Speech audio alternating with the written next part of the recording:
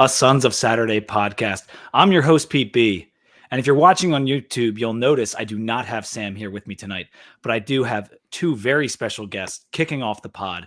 I got my buddy Richard in the top right corner of your screen, and I got his brother Mike in the bottom of the screen. Guys, thanks for being here tonight. Thanks for having me, Pete.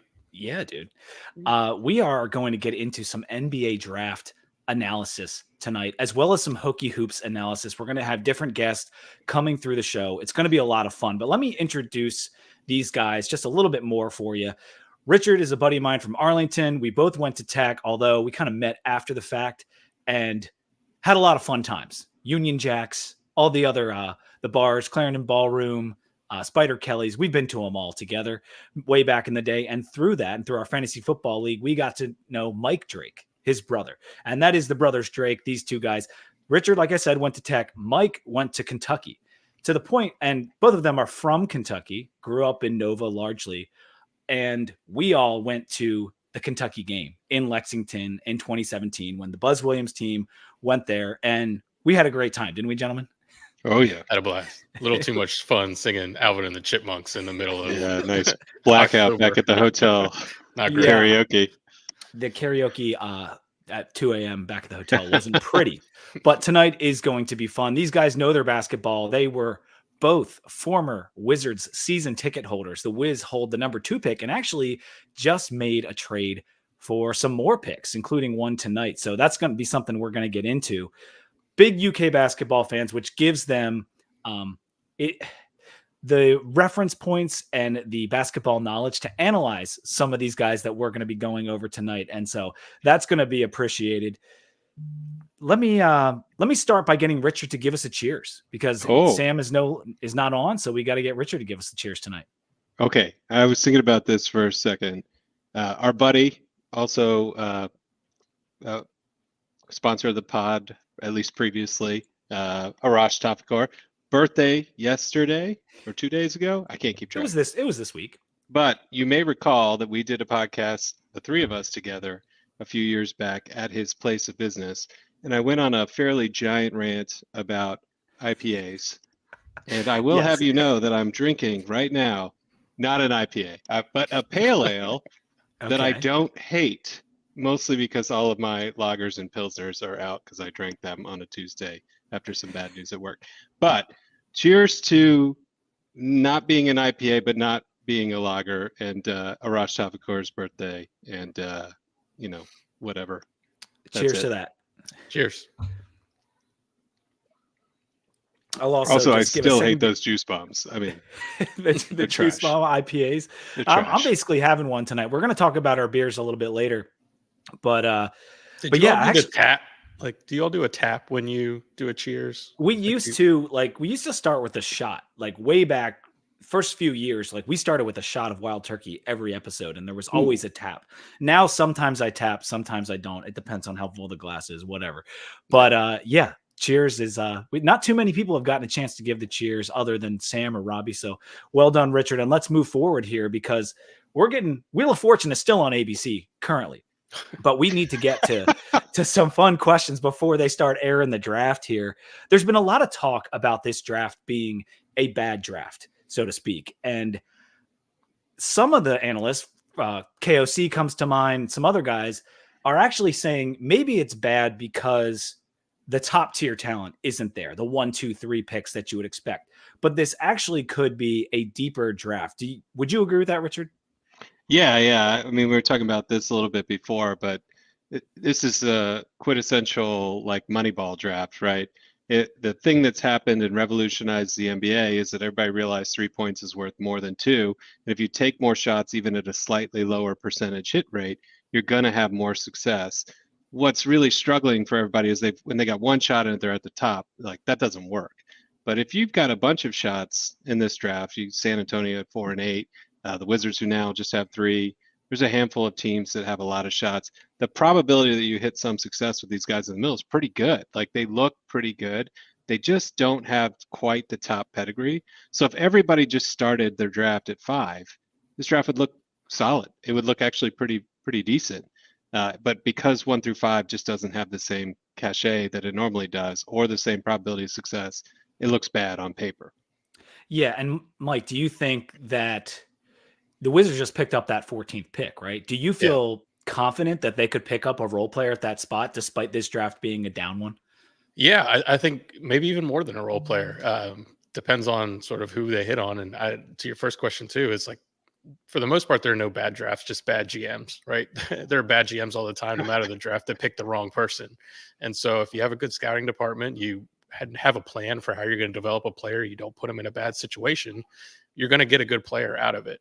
And so to Richard's point, if we got 3 shots out of it, even if they're not a top tier player, even at number 2, I think there are players here that can be starters in the league. Mhm. Maybe not the all-stars, maybe not the all NBA players, unless you get pretty lucky. But if you have a plan, you bring in 3 players in the first round. I think if you have a plan for them, you have a good chance of bringing the best out of them and having some really strong talent to build your team around in the future. Yeah, and I think you're right in that the best teams, the Miamis, the Golden States, when I say teams, I mean front offices, really. Yeah. They're going to find those guys. Like the Spurs are going to find a couple of role players in this draft that are going to help Wemby out. Now, if you're watching this and you're wondering why is a Hokies podcast going in depth on NBA draft night? Well, months back, me and Sam did a little NFL draft night pod, and it went well. People enjoyed it because we talked about the skins, we talked about college football athletes, and so we're going to link it to the college game in that way. And to help me with that, I'm going to bring on another Hokie, Robert Irby. Welcome to the show, bud. Good to have you here. What's going on? Caught me off guard there. I wasn't. You caught me use a little off guard warning with next that time. mustache, dude. Oh yeah. No, dad life is in full swing right now. I have to ask. So Richard and Mike, this is the first time I've ever met either of you. Yeah. Richard, are you really at drill or is that a bit? No, that's a bit. God, I wish. I was like 99% He got sure, excited. but I was like, yo, I'm on a podcast with drill right now. No. Unfortunately for you, crap it's, myself. Well, I would hour. say that Richard can be just as entertaining at times. We'll see how entertaining he gets. 3 more throughout tonight. beers, 3 more But- pale ales, and I'll get there.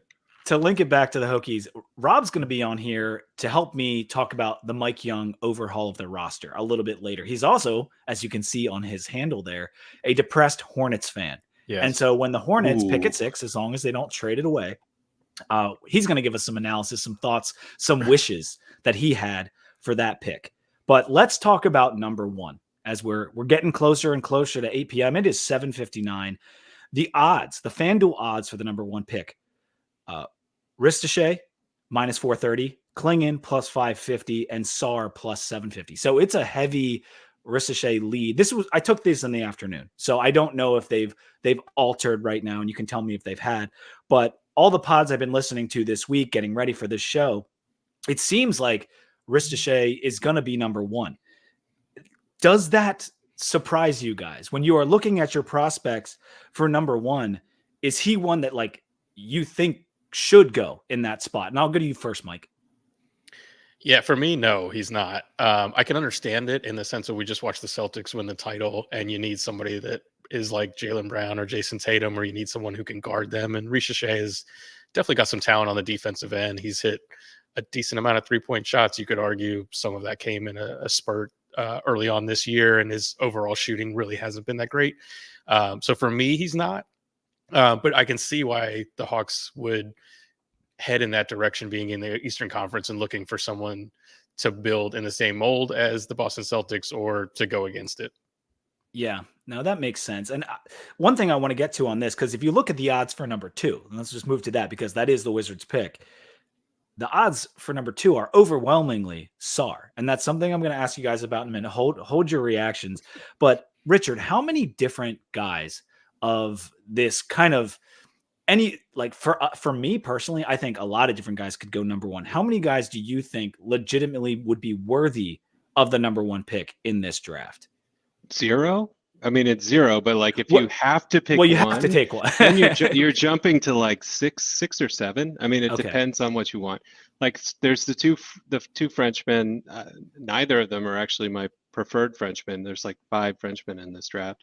But those 2 guys both have upside. Sarr, Ristichet, like they make sense on paper in some models. They've got a lot of risks to them, especially at number 1. But they're there. And then you look at the college basketball environment after the last year to say who are the top guys that came out of that. who are also, let's say under 20 years old, because you're typically looking for some upside on top of that. And then you start getting into the Klingon, you get into the Stefan Castle, you get in Reed Shepherd, you get, maybe Rob Dillingham, maybe some other ones of that nature. And, those, you get up to 6 easy for me, that any of those could make sense, especially if you're doing it from a drafting from need position for Atlanta. They've got a very strange, they weren't supposed to be number 1. So they've got a bunch of things going for them already on their roster, and they've got plans on how to move forward, and they're not supposed to be competing in the lottery. They're supposed to be in the playoffs. So in terms of what they're looking for, it could get wide open, or they could trade it. So like, it could be all over the place. There's a solid 5 to 6 guys that I think, if you're just talking the probability of being an all-star and also a decent starter, they're all in the same range. Yeah, and if you're a Hornets fan and you're sitting at 6, that's music to Rob's ears. Now, does that make you looked at this draft, Rob, and you're like going about the prospects, seeing who might fit in next to LaMelo if he's still your guy. Are you rooting for certain guys to drop to you guys? Like, or are you kind of like, I'll just take, best available at that time? No, I would be ecstatic if Stefan Castle fell to 6. Okay. I think he fits. Well, first off, I think he has arguably the highest upside in this entire draft class. I mean, you could say that about the Frenchman, but I think that's Castle, at least, if he develops that jumper, which I know is a huge if, you're talking about a 6'5", 6'6"-ish ball handling wing that can, take it inside. He can score. He can already score from the mid-range and inside, and is just a tenacious defender. Plays with good heart. Like, I think that's exactly what the Hornets need. I think you kind of need that secondary ball handler to take the pressure off of LaMelo, especially knowing the fact that the likelihood of a fully healthy season from LaMelo is very low. So I think that he could do a lot. Like, you're talking about that backcourt with Ball, Castle, and Miller. I mean, that's 3 guys that are 6'6" or taller in your backcourt. They can all initiate the offense.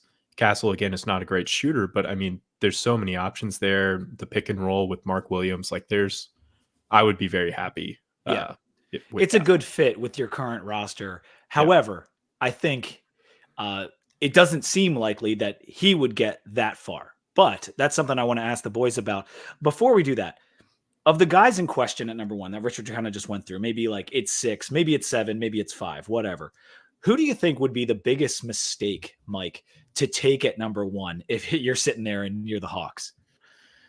Yeah, for me, it is the 2 French players. Like, it is Sarr, it is Richeche. I think they have. Well, Richeche has certain skills that he's pretty good at that we've talked about, the potential shooting, the defense. Sarr moves like no 7-footer you really see very often. Like, the way he flips his hips and runs is almost like a cornerback. It's pretty insane. But other than that, I can't really find anything he's very good at. There's a lot of holes in his game. There's no offense. Even like shot blocking, you can see guards easily create some separation with just natural movements where he can't get to it. Like, he's not a natural shot blocker like you see even in a Chet Holmgren, who's not super strong, but like can easily block a shot on ball, can come from the weak side, can block. Like, he has that natural timing. I don't see that with Sarr defensively. So it's really, you're just drafting an athlete.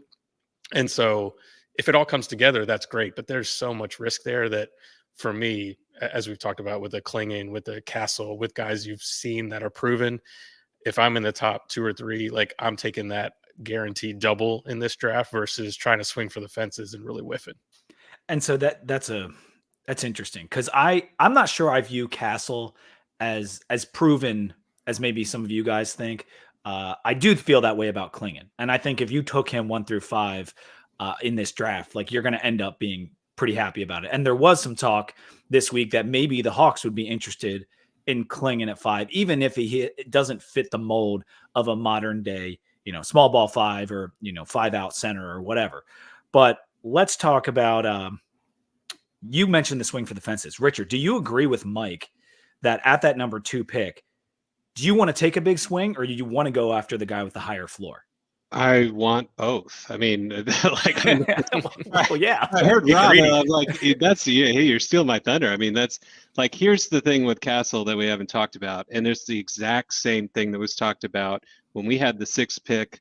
I don't know, it was 2012 on the Wizards side, where we were linked up with Kawhi Leonard, and the big knock on Kawhi Leonard was that he couldn't shoot. Well, it turns out that that was incredibly stupidly wrong. And the pre-draft buzz around Kawhi Leonard was that he was getting in the lab and working his ass off to get that jumper together and was coming together fast. That exact same narrative is going on right now with Stephon Castle. And if you listen to his interviews and you listen to the way that he's talking about it, and you just look at his shot, it's not broken. He was a good free throw shooter. Like, just because his percentages weren't great, and you look at how they linearly grew over the course of the season, if you're projecting him as a good ball handler who's got some decent assists, who doesn't turn the ball over a ton, who's a lockdown defender, and your upside is holy shit, Kawhi Leonard level shooting, that's who I expect to do that. That's why I am that way, is I remember exactly how this felt when Kawhi was coming around. And yeah, he's a little smaller than Kawhi, but not much. But imagine you're getting Drew Holiday as your floor, and then jumping up to a Kawhi Leonard as your ceiling. And that's where I'm at with Stephon. That's what you think about him. Obviously. Is that too far? I don't know. I think that's where Drew Holiday as a floor is in this That's draft. what he is. Think about what Drew Holiday is for you on the Sixers back when he was young. Think about what Drew Holiday was when you traded him away. He's the same player. The difference was Drew was really young, super young when he came in the league. And whether that is better for Drew or not, because it took Drew a long time to develop. Castle probably won't have that. It won't take him 6 years to get to full form. I wouldn't imagine. I think the shooting, if it takes that, I mean, it could. And this is the joke I was going to make about that. You said he's in the lab. You know, Ron Holland's working on his jumper. All these kids are working on the jumper. Ben Simmons is back in the lab. I don't know if you guys knew that, but he's back in the lab working on his jumper too. So they can all say it. I believe that guys like maybe a Devin Carter type, who's this workout warrior, that's proven to be very good in college. I kind of believe in him getting his shot right more so than one of these younger guys. But maybe that's wrong. Maybe that's the wrong way to think about it, because they've had time to build in their bad habits or whatever. But I agree with you. There are certain guys, and I think Mike would speak to this, is that certain guys shot, like, it might be going in, but it looks bad and it's not going to translate. Or it's not going in and it looks good and you think they're not far off. And that's where you're at with Castle. Yeah, no, I obviously he has some things to tweak in his jumper, but like Richard said, in no way is it broken. And I'm definitely the aesthetic guy. Like I even my Kentucky boy Reed Shepherd, I get angry at his jump shot all the time, even though it goes in, because he basically blocks his own shot with his guide hand. It infuriates me, but his right hand is perfect, so I'll let it go. But it's really hard sometimes. And Castle's shot is fine. I think Richard's shot is fine. I think there are other guys, even like Ron Holland's shot isn't broken. There's a lot of shot selection issues with him, but he's a guy that's like if you're telling me I'm not taking Klingon or Castle in the top, like, and I do want to swing for the fences, like a guy like Ron Holland, who's been ranked #1, who's tenacious defensively, who has size, who was let loose on the G League Ignite, which is kind of like one of my themes of the draft. I think everybody probably was put in a bad situation on the Ignite. They didn't have a great season. They were all just left to their own devices to run one-on-one. Mm-hmm. And with a little bit of simplicity to their game, a little bit of refinement in their shot selection, I actually think those guys are really talented, and their preseason ranks are more accurate than where they're being projected to be drafted right now. So I got a lot of those guys higher on my board. Yeah, and that's perfect segue, because I was going to ask you, and it sounds like maybe, and you guys can correct me if I'm wrong, that Rob, Richard, and you would all take Castle 1. Like, if it was your pick and you're sitting there, and take Atlanta off the table because they do have Trae Young's in there, but like, you have first pick at a player in this draft, you would take Castle 1, Mike? Yeah, it depending on my team, but it's either Klingon or Castle. And I'm not going to go, I wouldn't argue either one if it's one of those two.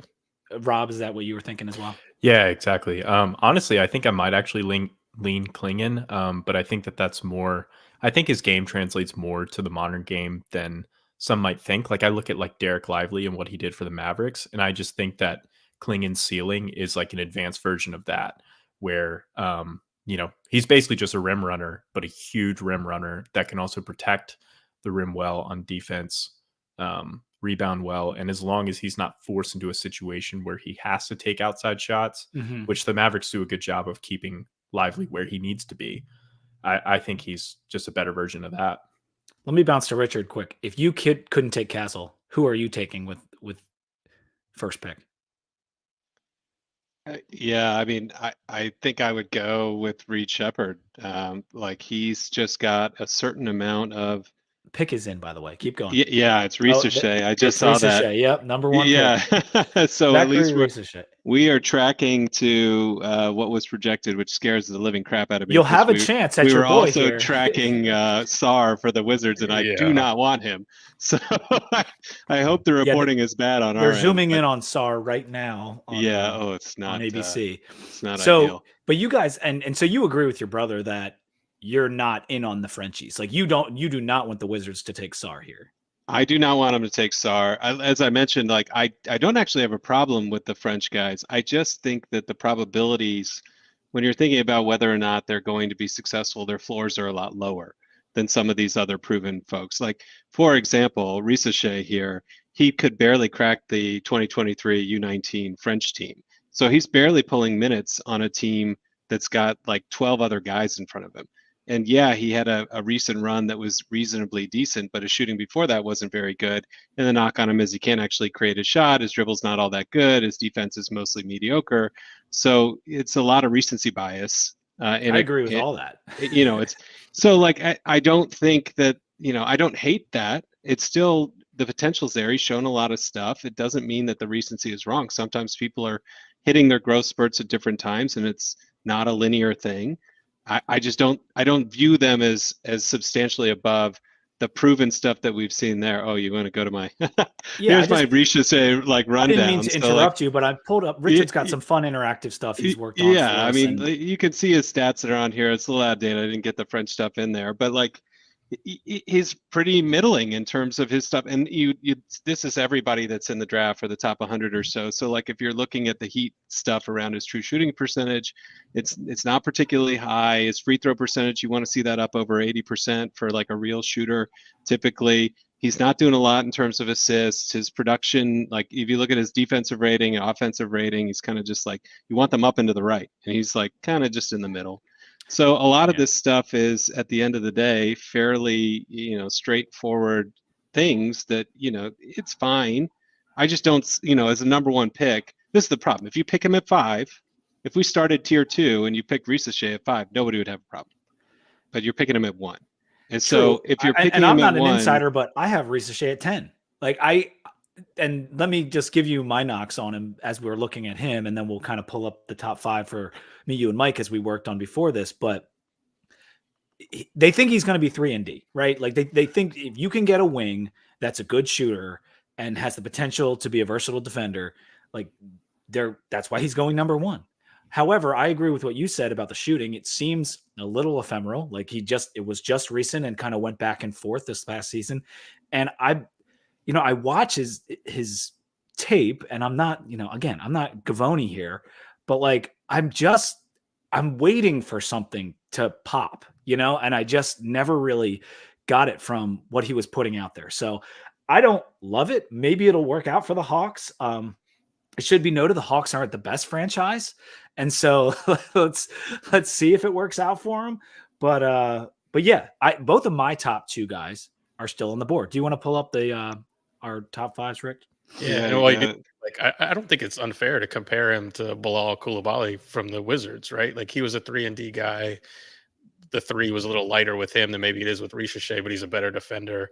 And we all just watched a season of what that looked like, right? He was barely ready to play in the NBA. It took him a long time to even get engaged and get real minutes. Mm-hmm. So maybe he still has the upside. Maybe it's 2 or 3 years down the road. But again, that's really tough to think about at the number 1 pick. And again, as we've said, that's why I'm going for somebody who I think is more seasoned and experienced and ready for it, and Kessler Klingen. I was going to ask y'all how you felt about Coulibaly. I didn't get the pick last year to be to be clear. But he's not a terrible player, but he's another one of the Wizards' historical picks where you don't know if you have a good player until year 4, and all of a sudden you're forced to offer him 15 to 20 million a year, and it's super frustrating. It's all right. And At that's least your what- team didn't do something stupid like, take Michael Kidd-Gilchrist over Bradley Beal or something. Hey, like that. careful there. Yeah. Careful there. Kentucky fans All here. We're talking right. to Kentucky Now we're guys, yeah. talking. Yeah. Yeah, but you don't have the fear with Castle or even maybe a Ron Holland. And I have the fear with Ron Holland. That I they could don't be- agree with that. They could I be an don't, but- MKG or they could be a Thomas Robinson type that like, oh, they'll shoot eventually and they just never do. Ron Holland is Josh Jackson, man. Well, yeah, that's his that's- floor. Like you could end up with that, and that probably a 50-50 coin flip chance. Like, Yeah, he probably is closer to like an MKG, as Robert said, right? Like if that shot doesn't come together, he's a defender who was oversized in high school and bullied people, and all of a sudden when he's in the NBA, he can't do that anymore, and he's nothing. One and thing he's that's used to it, right? Like he's used to having the ball in his hands, which you do not want to give if they can't do it responsibly. Right. one thing that you can see if you're watching on YouTube, you can see our top 5s for Pete, Mike, and Richard. And the brothers Drake both had Castle number 1, Mike with Klingon 2, and Richard with Reed Shepherd 2. I had Reed Shepherd 1, and that was mainly because there were so many questions about everyone. I just feel like Reed Shepherd is going to be a good pro and still has that crazy upside because of the shooting. Do I think he'll be Steph Curry? No, I do not, because no one's going to be Steph Curry. But like, could he be 75% of Steph Curry? He's an elite shooter in every metric that has come out from last year, and also gets in passing lanes with the steals and everything else. And so even though he's a shorter guy, I think that he will provide value on defense more so than a 6'1" guard normally would, and has that elite shooting ability. So that's why I put him number 1. The pick is in for Washington. The pick is in. We made it. And it's Alex Sarr. It's no surprise. Now, you have to talk yourself into this, fellas. Wait. I want to talk about the Rants probabilities before first. this, right? We thought there was a chance. There's kind of 3 things that could happen because they had telegraphed this. One, this front office was supposed to not talk. They're supposed to keep a tight ship. They're like real G's moving silent stuff. And this was not silent. Everybody knew ahead of time where it was going. So the probability of us actually living up to our reputation was, it's the Wizards. It was low, but you really wanted to see that a front office could handle themselves, and they didn't. Like, the worst part of this isn't that they telegraphed it, it's that they pretend that they actually can keep their mouths shut, and obviously they can't. We don't agree with the pick, but I'm more upset with the front office that that you can't telegraph this long in advance. If you know that potentially that the team behind you really wants this guy or really wants this guy, put some feelers out there that you're going to take them, so that maybe they throw you something. Maybe they want to move up a spot. Who knows? But this was, as we heard over the last week, it was telegraphed. If you looked at the FanDuel odds, both of these picks were fairly telegraphed. Let's talk about on that, Pete, to Richard's point, the hope is with a transition in front office, transition in coaching, that those things don't happen. But the difference between the Wizards and the Commanders is ownership, right? The Commanders have new ownership, and that's what seems to be making the clearest difference. We have Zach Leonsis running the Wizards at this point still. And so there's no change. There's clearly no change. And I don't have faith in this moment, after this one piece of evidence, that we're going to be moving forward in the right way. Yeah, we're not buying those season tickets again until they fix this shit. What about 30 minutes ago or an hour ago when you see that trade and you see that finally maybe the Wizards are doing a bit of a fire sale, bringing in more picks, tanking truly. And with a guy like Sarr, who may take some more time to develop that plan that has worked for a number of teams, maybe not so well for my trust the process Sixers, but that plan might be finally being put into place, something that had been put off for so long, whether it was with Wall or Bradley Beal or whatever, not trading them when they should have and all this kind of stuff. You're doing that now. And you've taken a swing for the fences guy that Mike did point out moves really well, 5-out center, which is where the NBA is going, has a soft touch, can pick and pop, shot blocks like crazy, athletic, 7'4" wingspan. I mean, there's a lot to like about Sarr. You don't think so, Richard? No, I mean they just did. I'm watching the thing. They just did his journey.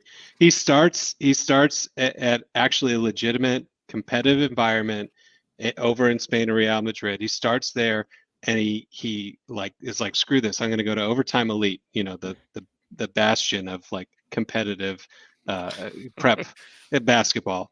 And then he goes to Overtime Elite. He only lasts like 1 year there. And by the way, he doesn't have a good read from the people who talk about him. Then he goes to Australia. He could have gone to college, could have found a home with competitive environment. He goes to Australia. He has bowed out of every competitive circle. He has looked good in exactly one game. Yeah, he was off the bench in Australia. Like, this guy is like, what's the camera online? You're soft. You're like terry cloth. You're soft. Like, that's what he's doing right now. Like, there's nothing about this that should tell you anything other than he's going to collect some checks. You're going to be disappointed about it. And at least he has one other person on the team who speaks the same language as him. That's about all we've got out of this. They're showing a picture of Zachary Richeche on TV right now, and it looked exactly like Devin Wilson, former basketball player for the Hokies. But that's besides shot clock Dev, baby. Yeah, right. I hear the complaints. But and Pete, to your question, like, having direction for the Wizards now, right? Like, we're in full tank mode. I don't disagree with that at all. Like, I think that has to be the direction. But I love how the Nets did that yesterday. They did it in one fell swoop. They got all the picks they could all at once. They used all their leverage. And where the Wizards keep getting this wrong is they do it in piecemeal. Everyone knows what you're doing. You're telegraphing your moves. And there's no chance of an overpay and us getting more assets than maybe we deserve. So maybe we got a little bit of an overpay on that Denny trade today. I think he's an outstanding player and maybe just doesn't fit our timeline. So fair deal to me. But now everybody knows Kuzma's next. If we can re-sign and trade Tyus Jones, he's next. Anything we can get for Jordan Poole. Like, everybody knows what we're doing, and they're not going to make us a big offer because we're in fire sale mode. Well, you could say that, but at the same time, you go through the season and maybe Kuzma starts with you guys, and you do. It was Evan Turner for us. It was Drew for us.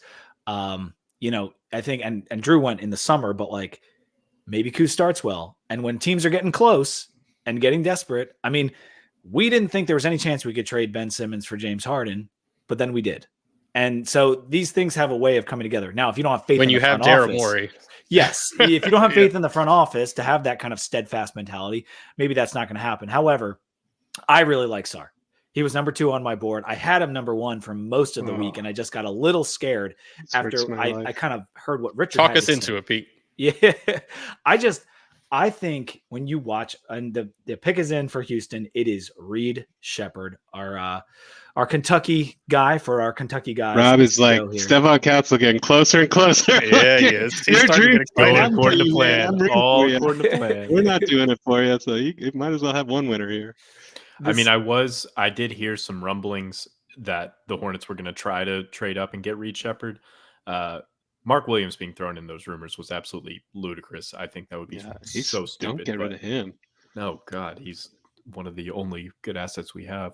I was thinking about that. I heard something, it might have been on when Simmons was talking on the last pod, that they were kind of lukewarm on Mark Williams and will he be there? I was like, why wouldn't he be there? That seems like someone you definitely want to keep. And in this draft, when you can add a potential role player to some already good players. Now, LaMelo, there's question marks, but we've seen a high end of him, and we've seen, when it kind of falls apart and the injury concerns. But they're going to have potential here. If they could get a Steven Castle and add him, that would be really nice. But the Reed Shepherd fit with Houston. I mean, Houston is a team that's been loading up on these young, talented players. Mike, how do you think the fit is? Watching Reed all year, how do you think he fits in there? Yeah, look, I think it's great. And what I'd say about Reed is, like, we watched him as Kentucky fans in high school. Like, he was the kid from the mountains that everybody's rooting for and everybody's demanding Calipari give him a scholarship, even when he's a freshman and hasn't really proven anything. And he played his first 2 or 3 years in Laurel County and was good, was dominating, but like, he dominated the game, not just by scoring the entire time, but no one was sure if he could actually play at the next level. And his dad got him in at that point to AAU. Was like, you got to challenge yourself and move out of just games in this area. And he played better and better. And I remember watching him in some of I think it was the Geico might have been the Geico National Championships, but starting to play against like Bronny James and those teams from the West Coast on an AAU team. And he was the best kid on the floor against this supreme talent. And all of a sudden you're like, okay, this guy can play with these guys. Then he goes to Kentucky and he's the best kid on the floor, no matter who we're playing most of the games. And so I've seen him elevate his game at every level. And I expect him to do the same here. The shooting is solid. The mechanics are there. That's going to translate no matter what. The defense will be suspect, but he's a really intelligent player. And he's not unathletic to where he can't continue to improve if he's taught the right ways to play one-on-one man defense. But his team defense is going to remain incredible. His ability to time shot blocks on the perimeter is going to contest shots and make life difficult. Really good at that skill, yeah. It's amazing. His outlet passes and hit-aheads, like there are so many skills that this kid has that he's going to fit in any team. And with a bunch of talent in Houston that's still young, like they're going to love playing with him. Like he's going to hit ahead. He's going to get the ball to Jalen Green. He's going to get the ball to Cam Whitmore. Like all these guys are going to be distributors. And then all of a sudden he's going to be left wide open, all alone. And he's going to knock the shot down. Yeah, he's got a very good coach. I think most of us think Udoka is a good coach, and someone said he's got a great basketball mind, and that's kind of what you're getting at there, is that he a student of the game. And for a team like Houston that maybe hasn't drafted the best basketball minds over the last few years, this is a nice addition for them. We've got the Spurs on the clock, and playing with Wemby is desirable, right? So whoever goes here, I think, is going to be set up in a very good way. What do you think, Richard? What do you think they should target here? If you're San Antonio and you're past the first 3 picks, there's a lot more drafting for fit in this thing, but I think a lot of guys would fit in this spot. Yeah, I mean, since they have 4-8, I mean that there is the opportunity for them. Wemby's driving the car at this point, right? Mm-hmm.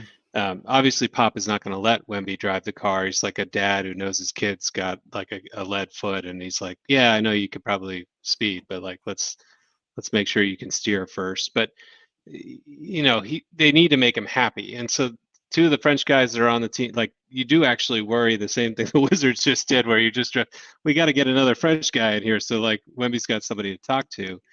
There's a couple of guys on the board that I think actually make sense for them, that have the upside for them, that fit. But I don't think you do that at 4. You can't possibly do that at 4. So what's the opposite of Victor Wembanyama?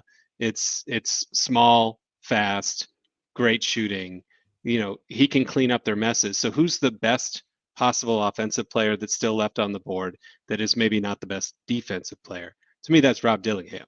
That's who they should be targeting with this number 4 pick, because he's an electric player, got a lightning first step, can put it up. He was like the no, yes guy on Kentucky until he did it so much it was just yes. Yeah. Why will you not play him with Reed Shepherd more, Cal? Yeah. You're driving me crazy. It went from like there were no more no's by the end of the year. The downside of him is he fouls a lot. His hands are in the wrong place. He doesn't know how to play defense, but that does not matter when you have a 7-foot infinity guy in the back who can block everything that comes through, that's even at a slightly low angle.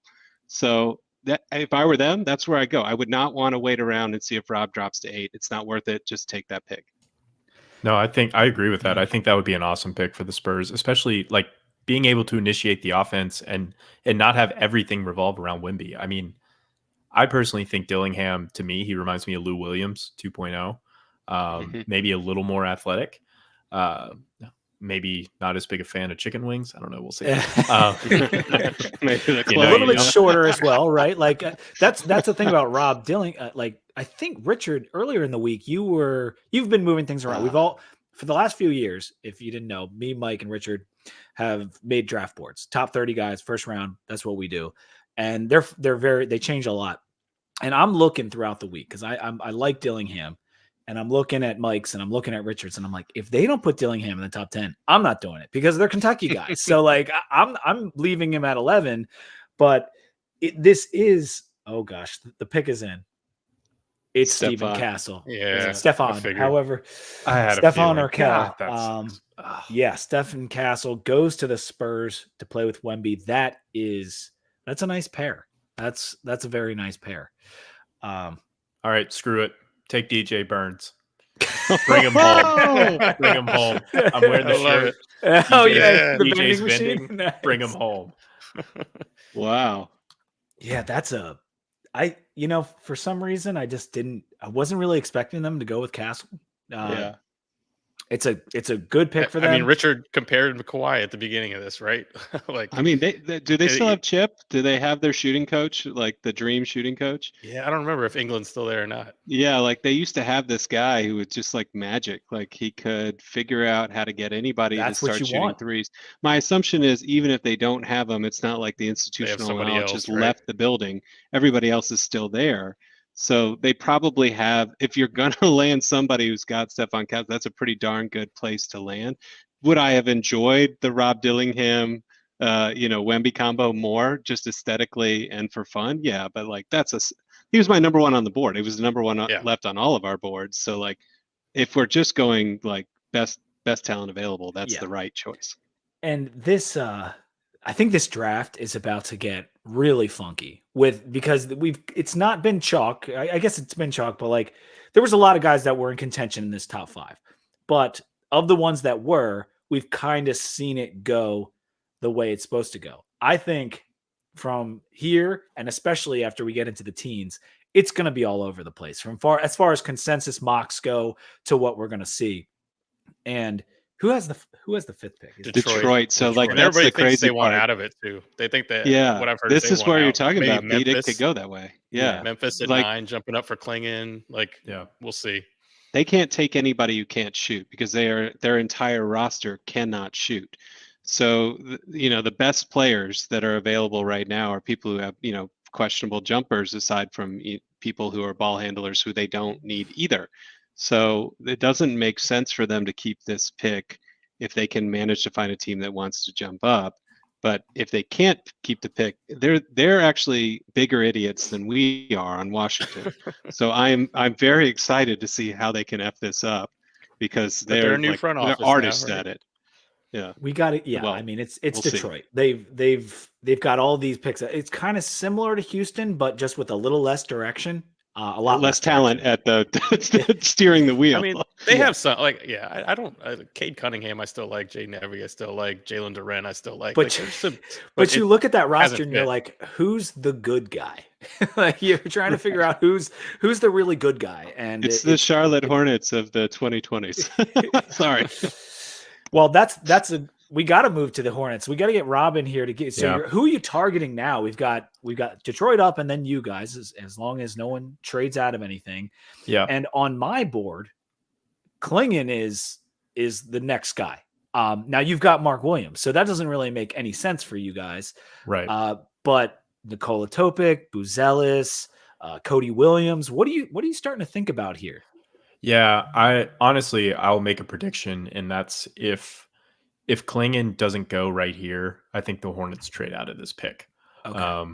I think it sounds like they really like Connect, Dalton Connect out of Tennessee.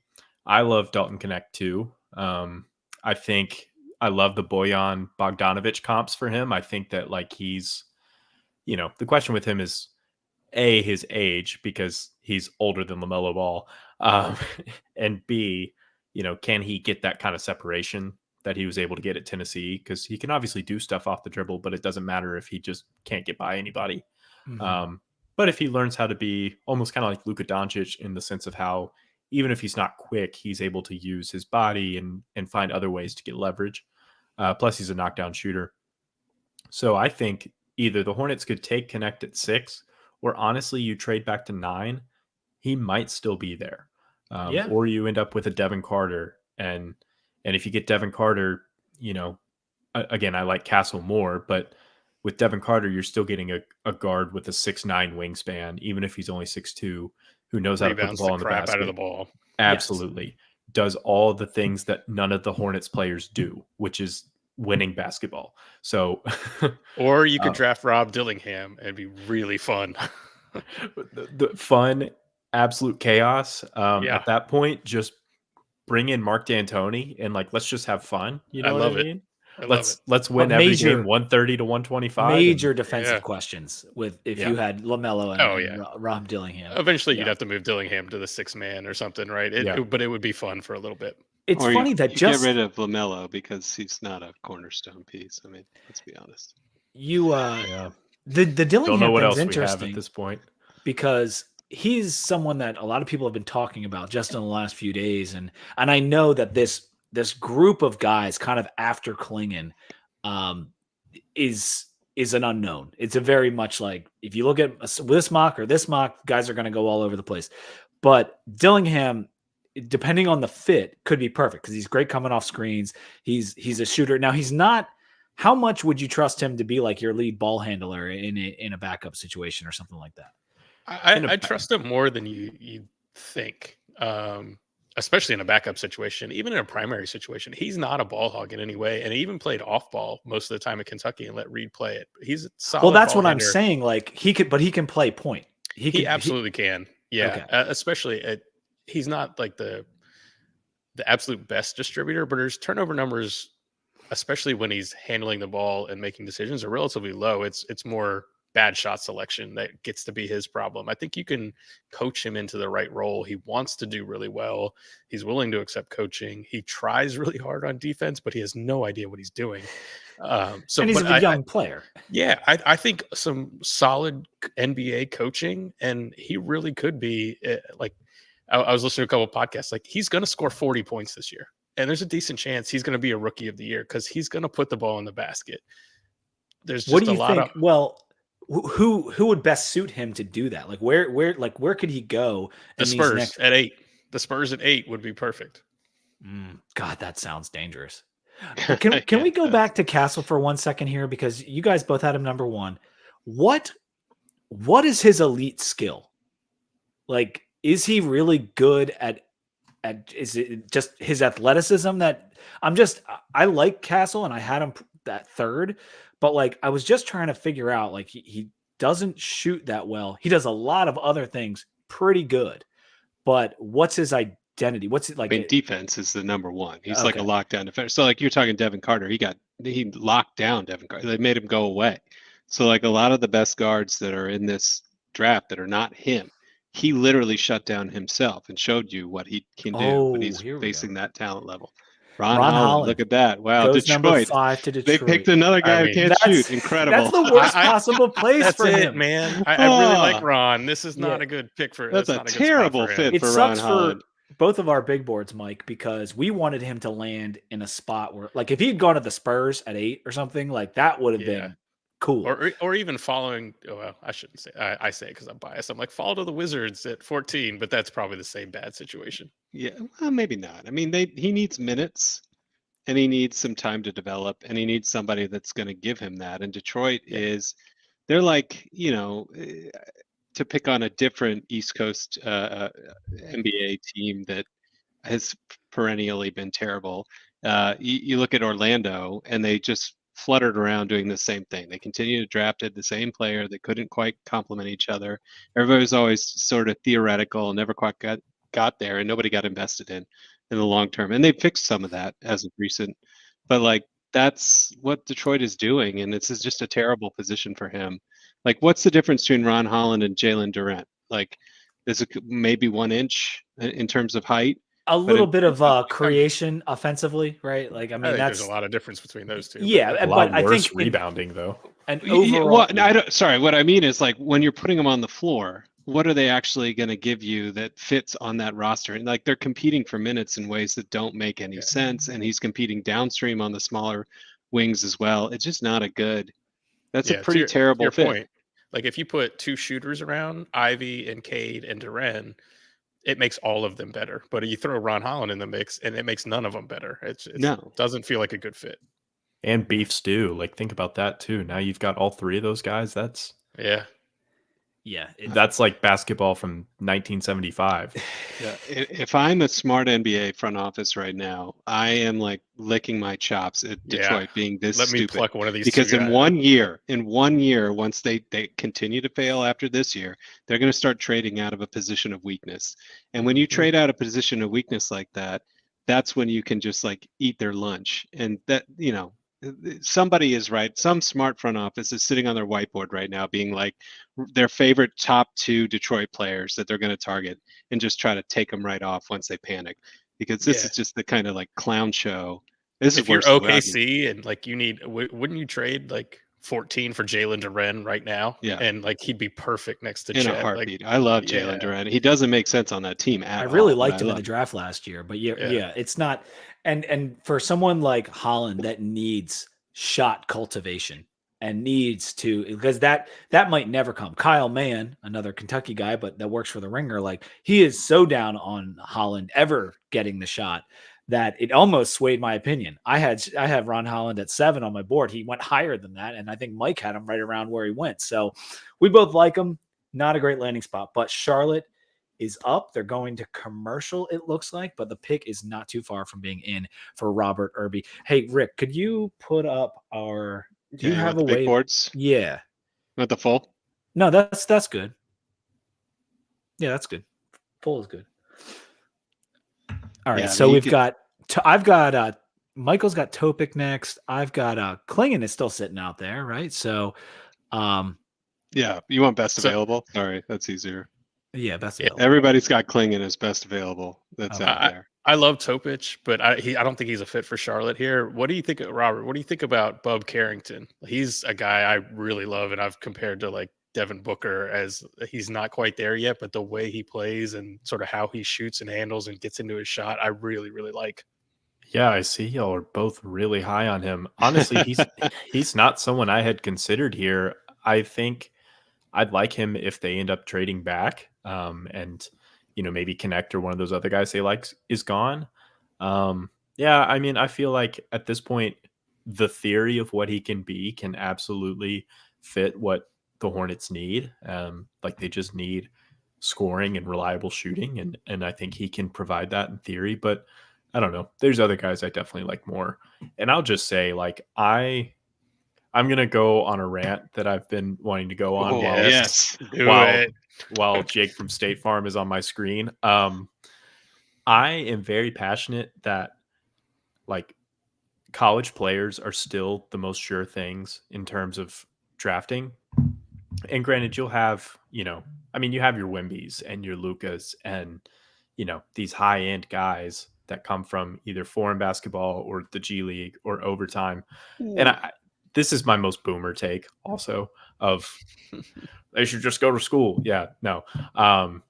But I'll give you all a stat. So in the last 3 years, of the 30 players to make all rookie, so 10 every year, how many came from college? I don't know, 90%. It's probably not that high, but like 20. 26. Jeez, closer to 90%. Yeah. Pete was on it. Last year this past year it was 8 out of 10. The only two were Wemby and Amen Thompson.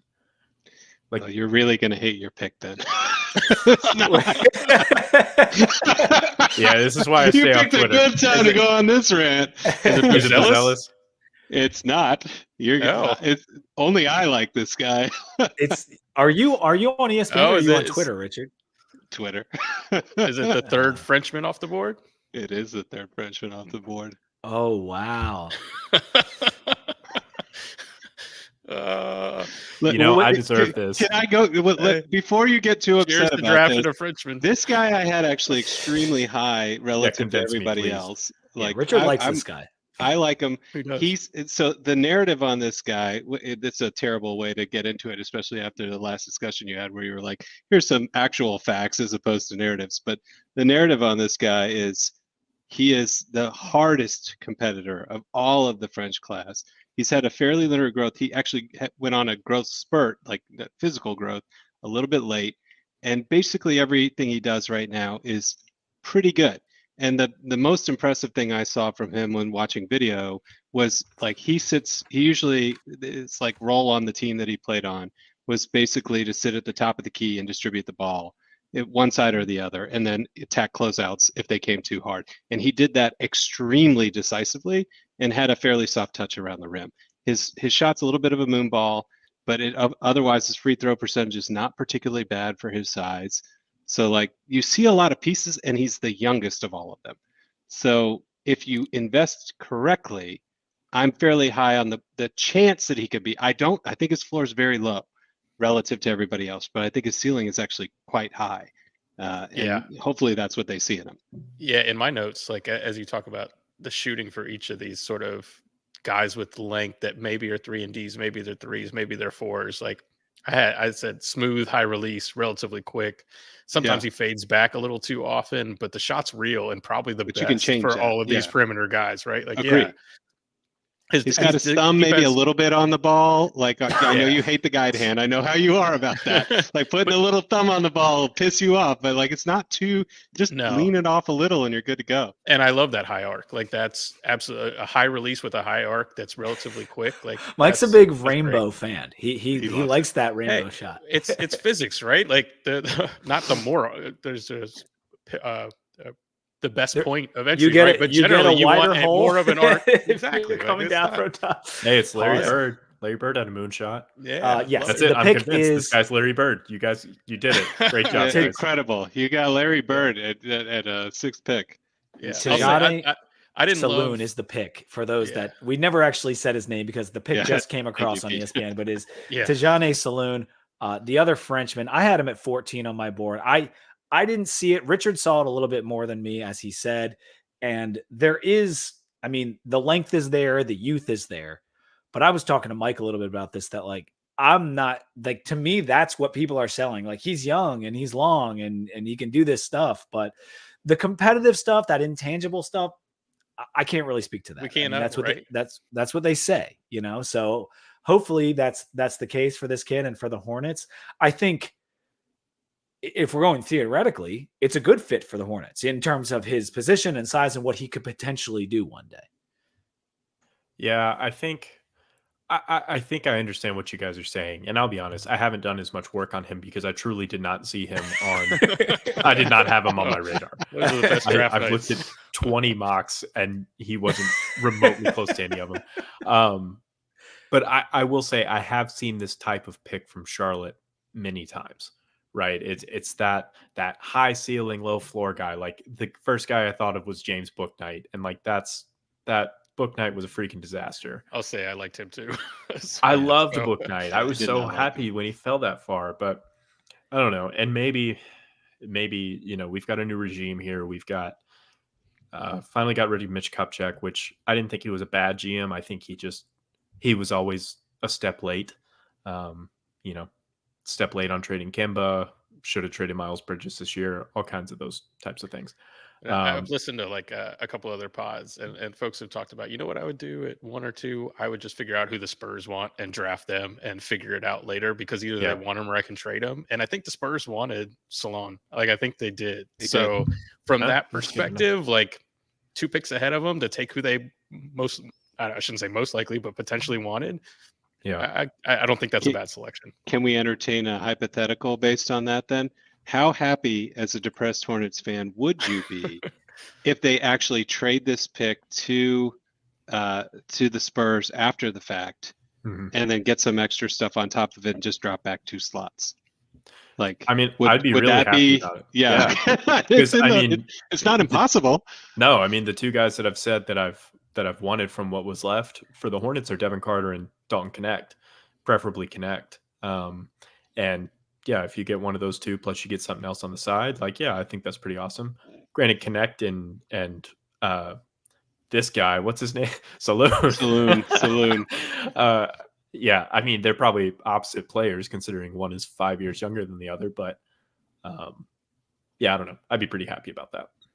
Okay, let's take a quick break. And if you don't mind, I'm going to bring someone else on.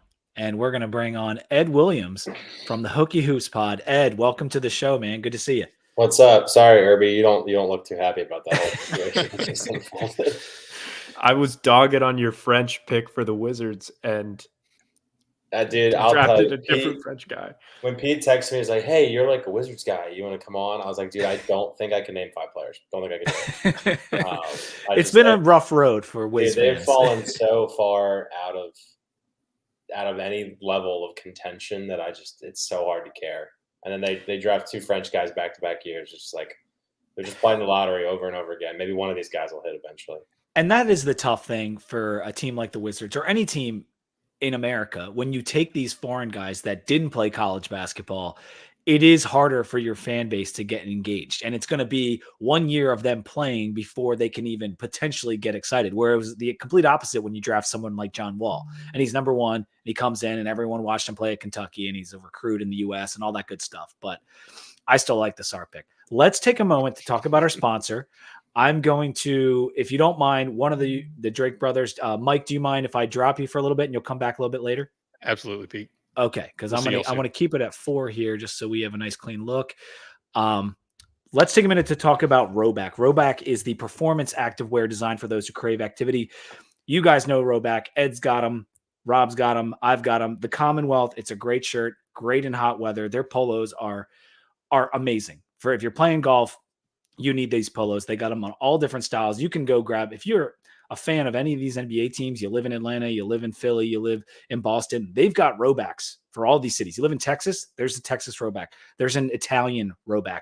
They gear themselves towards all these different niche fan bases and states and whatever. So make sure you go on there, use code 2DEEPVT to get 20% off your first order. Load up your cart, grab something for the wife, grab some tennis stuff, maybe one of those little dresses that they love, joggers.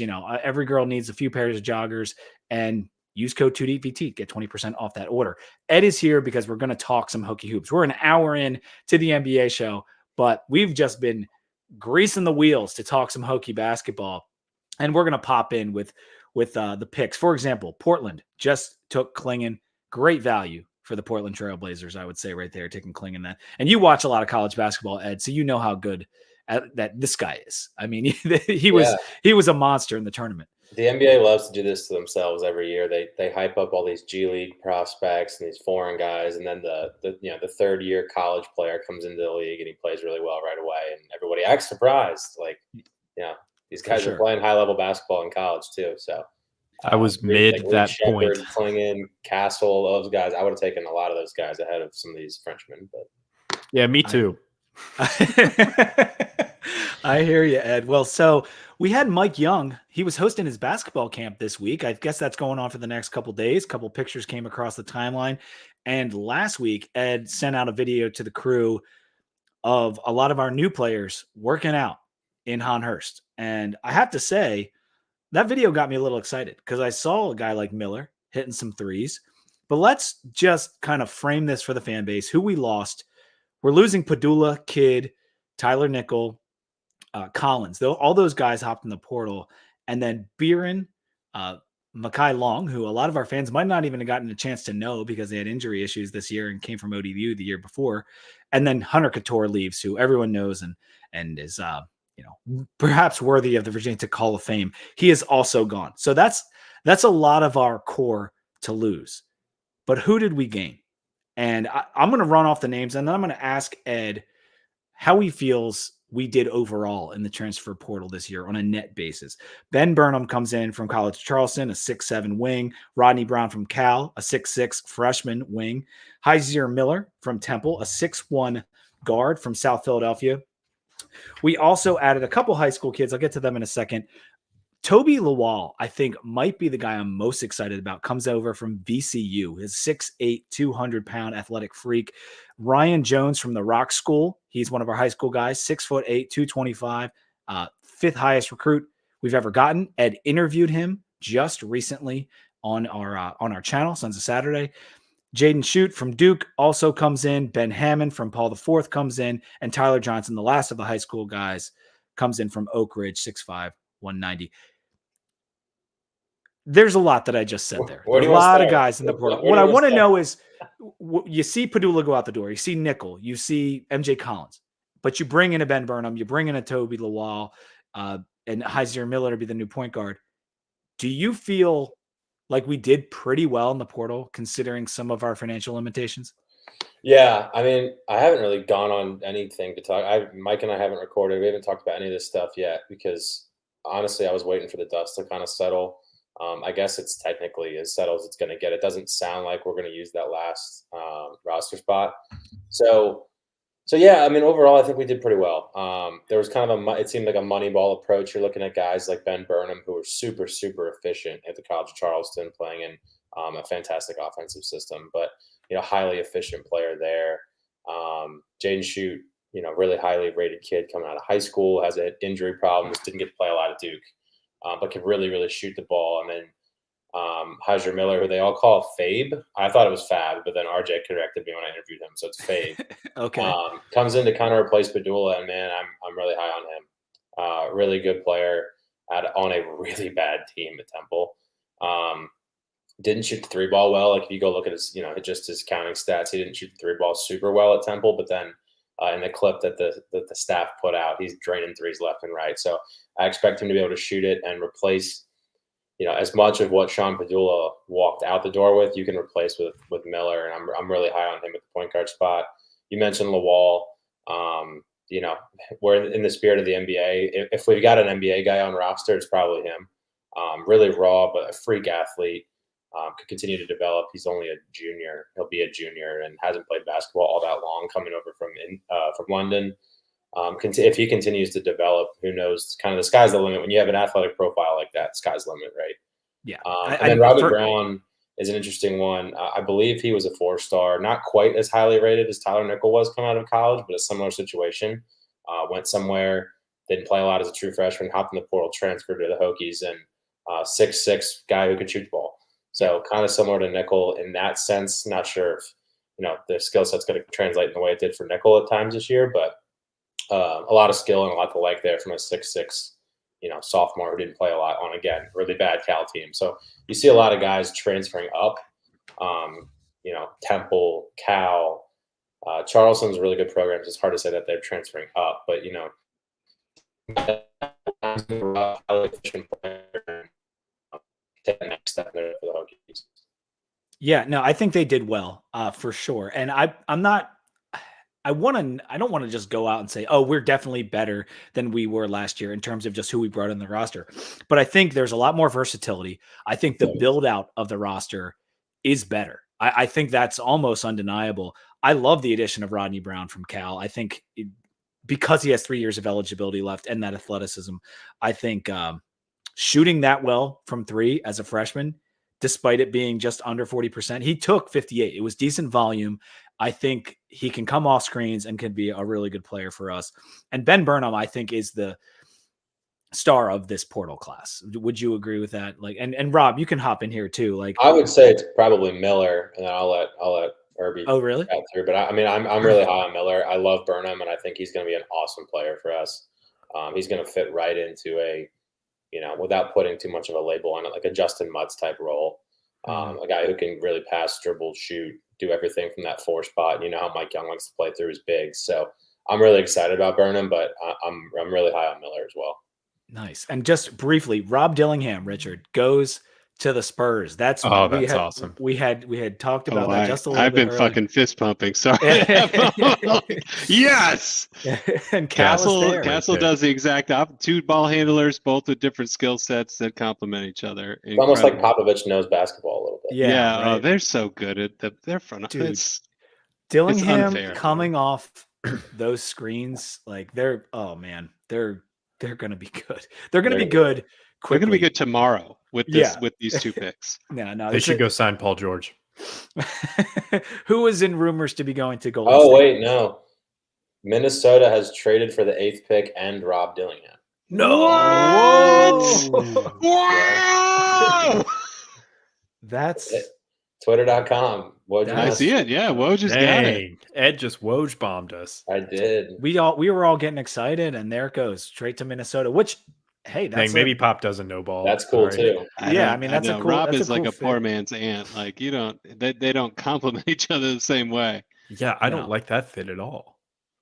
I guess maybe he's your Conley replacement. Yeah, bring him off the bench. He can soak up every minute that you don't have while Ant's off of it and keep it under control. I could see where they want that, but like, all right, let's go back. I really like the idea of San Antonio with the 2 of them.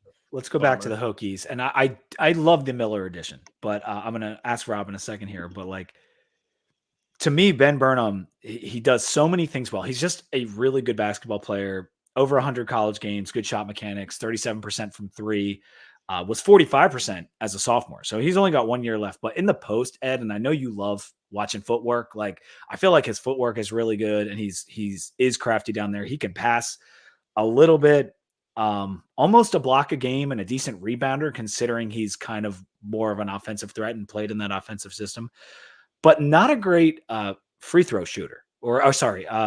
Free throw shooter. Like it was just around like 69%, which was surprising because his 3-point shot's really good. Who are you most excited about in this class, Irby? Like that came in the portal class? Yeah, I think the thing about Miller, to go back to him again, is not only did he play for a bad team at Temple, he played for a team that has been investigated for allegedly throwing games. Oh God, that's true. like this isn't just like, oh yeah, this guy played at Radford and they all sucked. Sorry, Radford, y'all aren't that bad. That was disrespectful to my hometown. Like this man was literally just thrown to the wolves every game in a really, really good AAC conference. And he stuck around a year too long, because I think there was a lot of rumors that he was going to leave last year in the portal for Miller.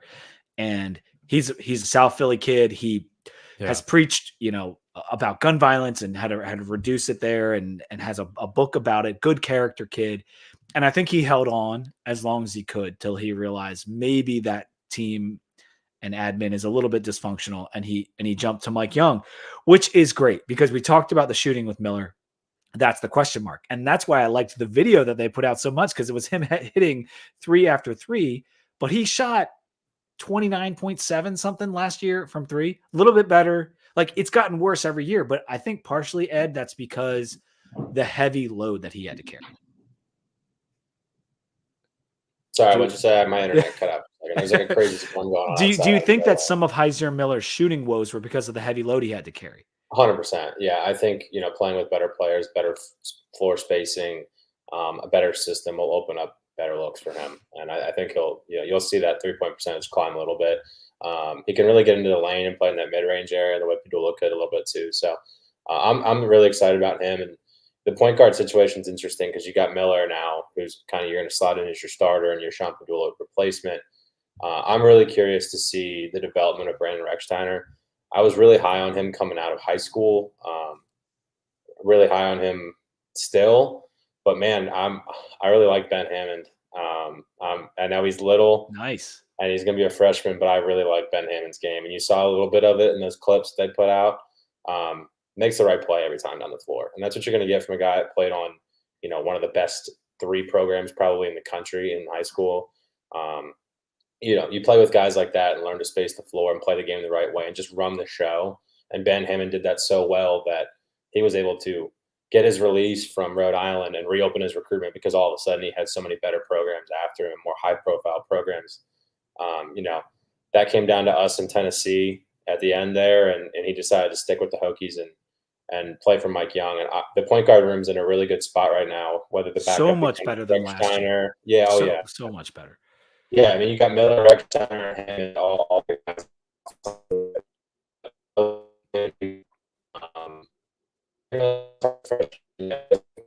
on that. And I think we've got another pick he wants to talk about. Yeah, I just lost you for 1 second, but yes, there is a pick in for Memphis, and Zach Edey goes at number 9, a little bit earlier than some of us were expecting. Wow.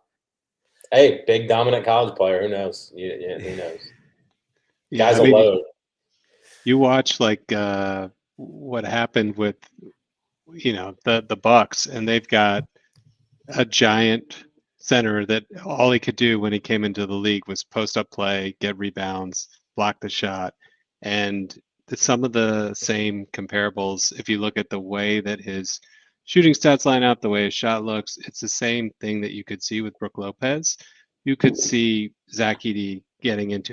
And it took Brook Lopez 10 years to get there. I don't know how quickly that works on the timeline for the Memphis Grizzlies, who are competing right now to be in it. I mean, they took a little detour due to the John Morant stuff, but we'll see. He'll be effective for a very specific role, the same role they had Steven Adams. There are things that they can do with that, but he does have upside, and you could see why they could convince themselves into that pick.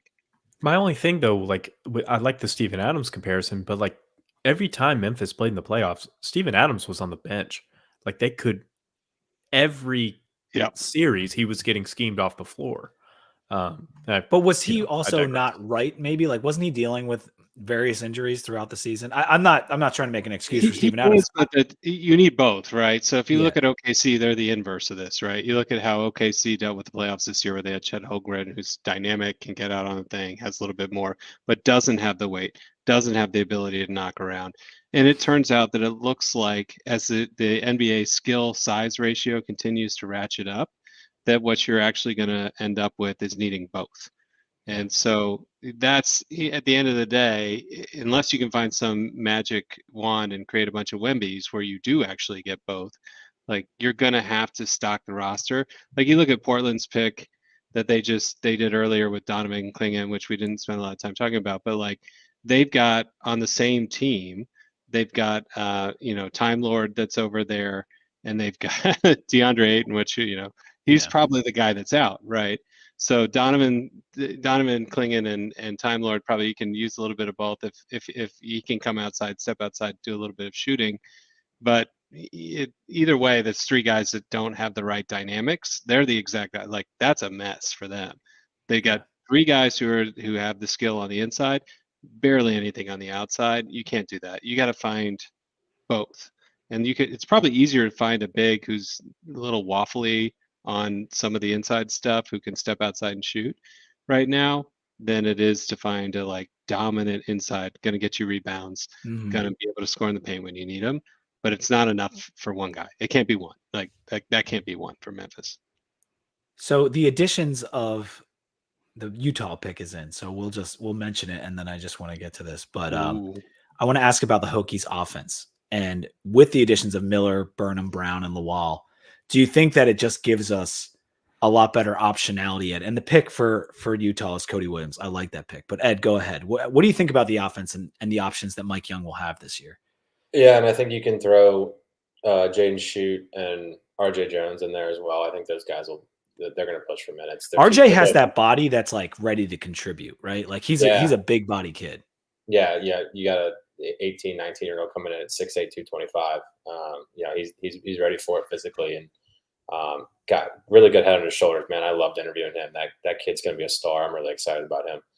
But yeah, I think there's a lot of versatility, and you heard Mike Young talk about this after the season, where he mentioned the offensive good.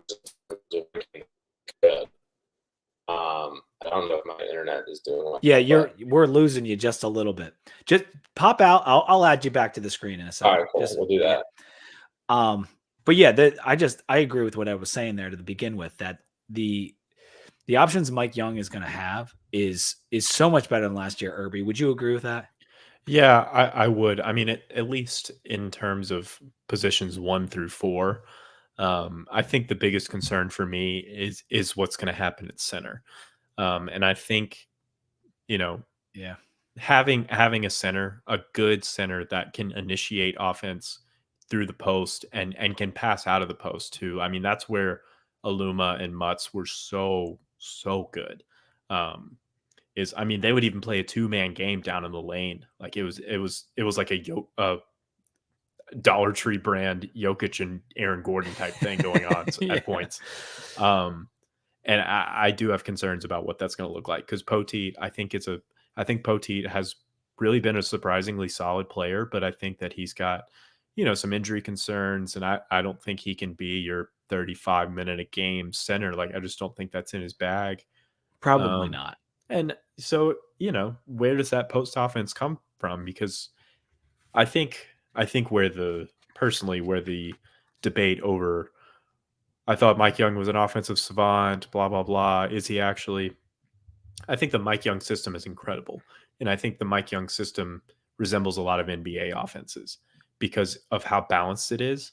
And basically, to me, when I watch it, the premise is like, we want to make the defense give too much attention to one spot so that it opens up something else. And so in order to have that, so for example, you want Keve Aluma to be absolutely dominating his man in the post so that they have to send a second man, and then boom, somebody's open and you're moving the ball around and you can get a good shot off. And if you don't have that good post game, then that's when the defense kind of spreads out, your shooters are clogged up, and it becomes a lot more difficult to score. And that's what happened last year. Well, a few different things happened last year, I guess. Right. But anyway, all that's to say, we need some good post offense. And I hear you on that, and especially we're thin with the true bigs. We are thin. It is Poteet, it's Wessler, and it's Jones. Like Jones is going to have to take on. I think he's going to have to take on a role that I would think Mike Young doesn't prefer, because Mike Young doesn't love Wessler, one of the playing two. his freshman, right? And so, but for me, you do have the option with a 6'8" Lawal. Could you play him small ball 5? Because he can protect the rim. He is so athletic, and he's not, you don't want him out there doing that all night, but you know what I'm saying? Like he is a rim runner to the nth degree, blocking shots, dunks, playing above the rim. He's not very thick, and so he's going to have a problem with the DJ Burns type in the post. But I think if you're going small for a little while, you could get away with playing the wall at the 5. Yeah, I think that I think that this year, if Virginia Tech is going to be successful, especially offensively, Mike Young's going to have to get creative. And I think you could have said that last year, but the difference is he has really good pieces this year. They just don't quite fit this archetype that he usually has, right? Whereas last year, getting creative would have been, as they say, making chicken salad out of chicken shit. But so yeah, I think that there's possibility there. He's gonna have to deviate a little bit from what he's used to. But I would hope that he's creative enough to make that work. Do you think that's like how quickly can Mike Young become Buzz Williams? Because the players you all just rattled off are exactly what Buzz Williams' system is. You get a bunch of guys who are 6'4" to 6'8", and you play them at every position. You have athleticism, you stretch it out. You do a bunch of these flare screen, you come in, get, come in cutters, like that kind of system. We've seen it. Like we've literally seen it very recently before Mike Young, and you've got the same personnel load that looks like a Buzz Williams team with a different coach. And there's, when I saw that stuff coming in, that's what I started thinking. I was like, okay, well, what if we just do full scale athletic small ball? What does that look like? It isn't necessarily what Mike Young typically does, but it looked like an opportunity he's a very clever coach. I could see him adjusting in that direction. I hadn't thought about that. Sorry, Rob, I didn't mean to interrupt you, but I hadn't thought about the Buzz Williams roster comparison, because under Buzz Williams, there was the complaint of like, we're lacking bigs, but we have all these athletic guys on the wing that can get some things done. And this roster is a lot closer to that than we've had in the last couple of years. And I'm not saying there's not an Ahmed Hill and a Justin Bibbs and those kind of guys on this team, but I do think there's some very much more versatile players than we've had the last few years, and I'm excited about it. Ed, you were in the middle of saying, I think you said you had a storm in your area, but you were in the middle of saying something about that Mike Young hated the way we played last year. Yeah, and if my internet goes to crap again, just boot me and read my text I sent you.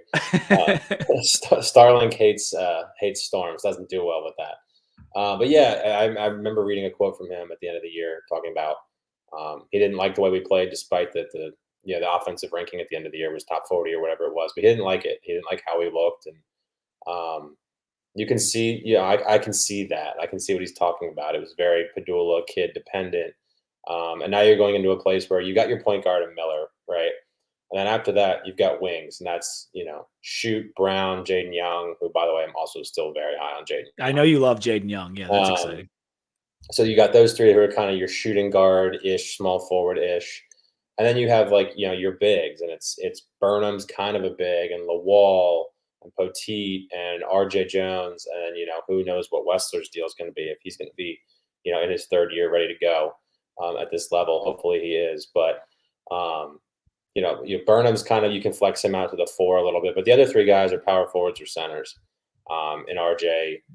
and Toby and Malaja Poteet. So it'll be interesting to see. You've kind of got your point guards, your 2, 3-ishes, and then you got a bunch of 4s besides Wessler. Wessler's a center, but who knows how much he's going to play. We are adding Grant Mitchell to the screen. Grant, glad to have you on the show. First time on the show. Welcome, buddy.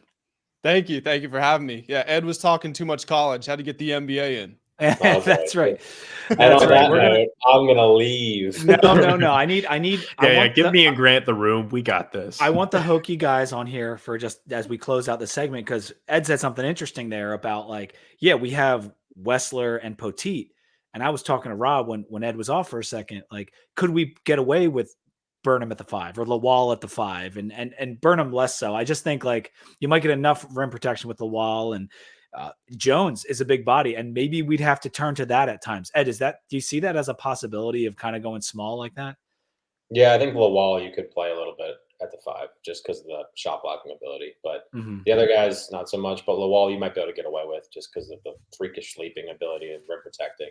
But Malaja Poteet's going to have to play a lot, and that is a concern. So I'm pretty sure the staff is confident Wessler can play, because I think they would have gone about their offseason a little bit differently if they didn't think he could play or if it was a question mark. So I think Wessler's going to play and give you that 7-footer that we haven't had. I mean, Lynn Kidd was a 7-footer, but he's a whole different it's interesting because Wessler came in and he's this big guy, and we're kind of waiting for him to get on the floor, and he hasn't really gotten the opportunity. I'm not saying it's looked great when he's been out there, but we still haven't seen a full opportunity for him. And it will be interesting. Can he develop this offseason further and be able to get ACC minutes and whatnot?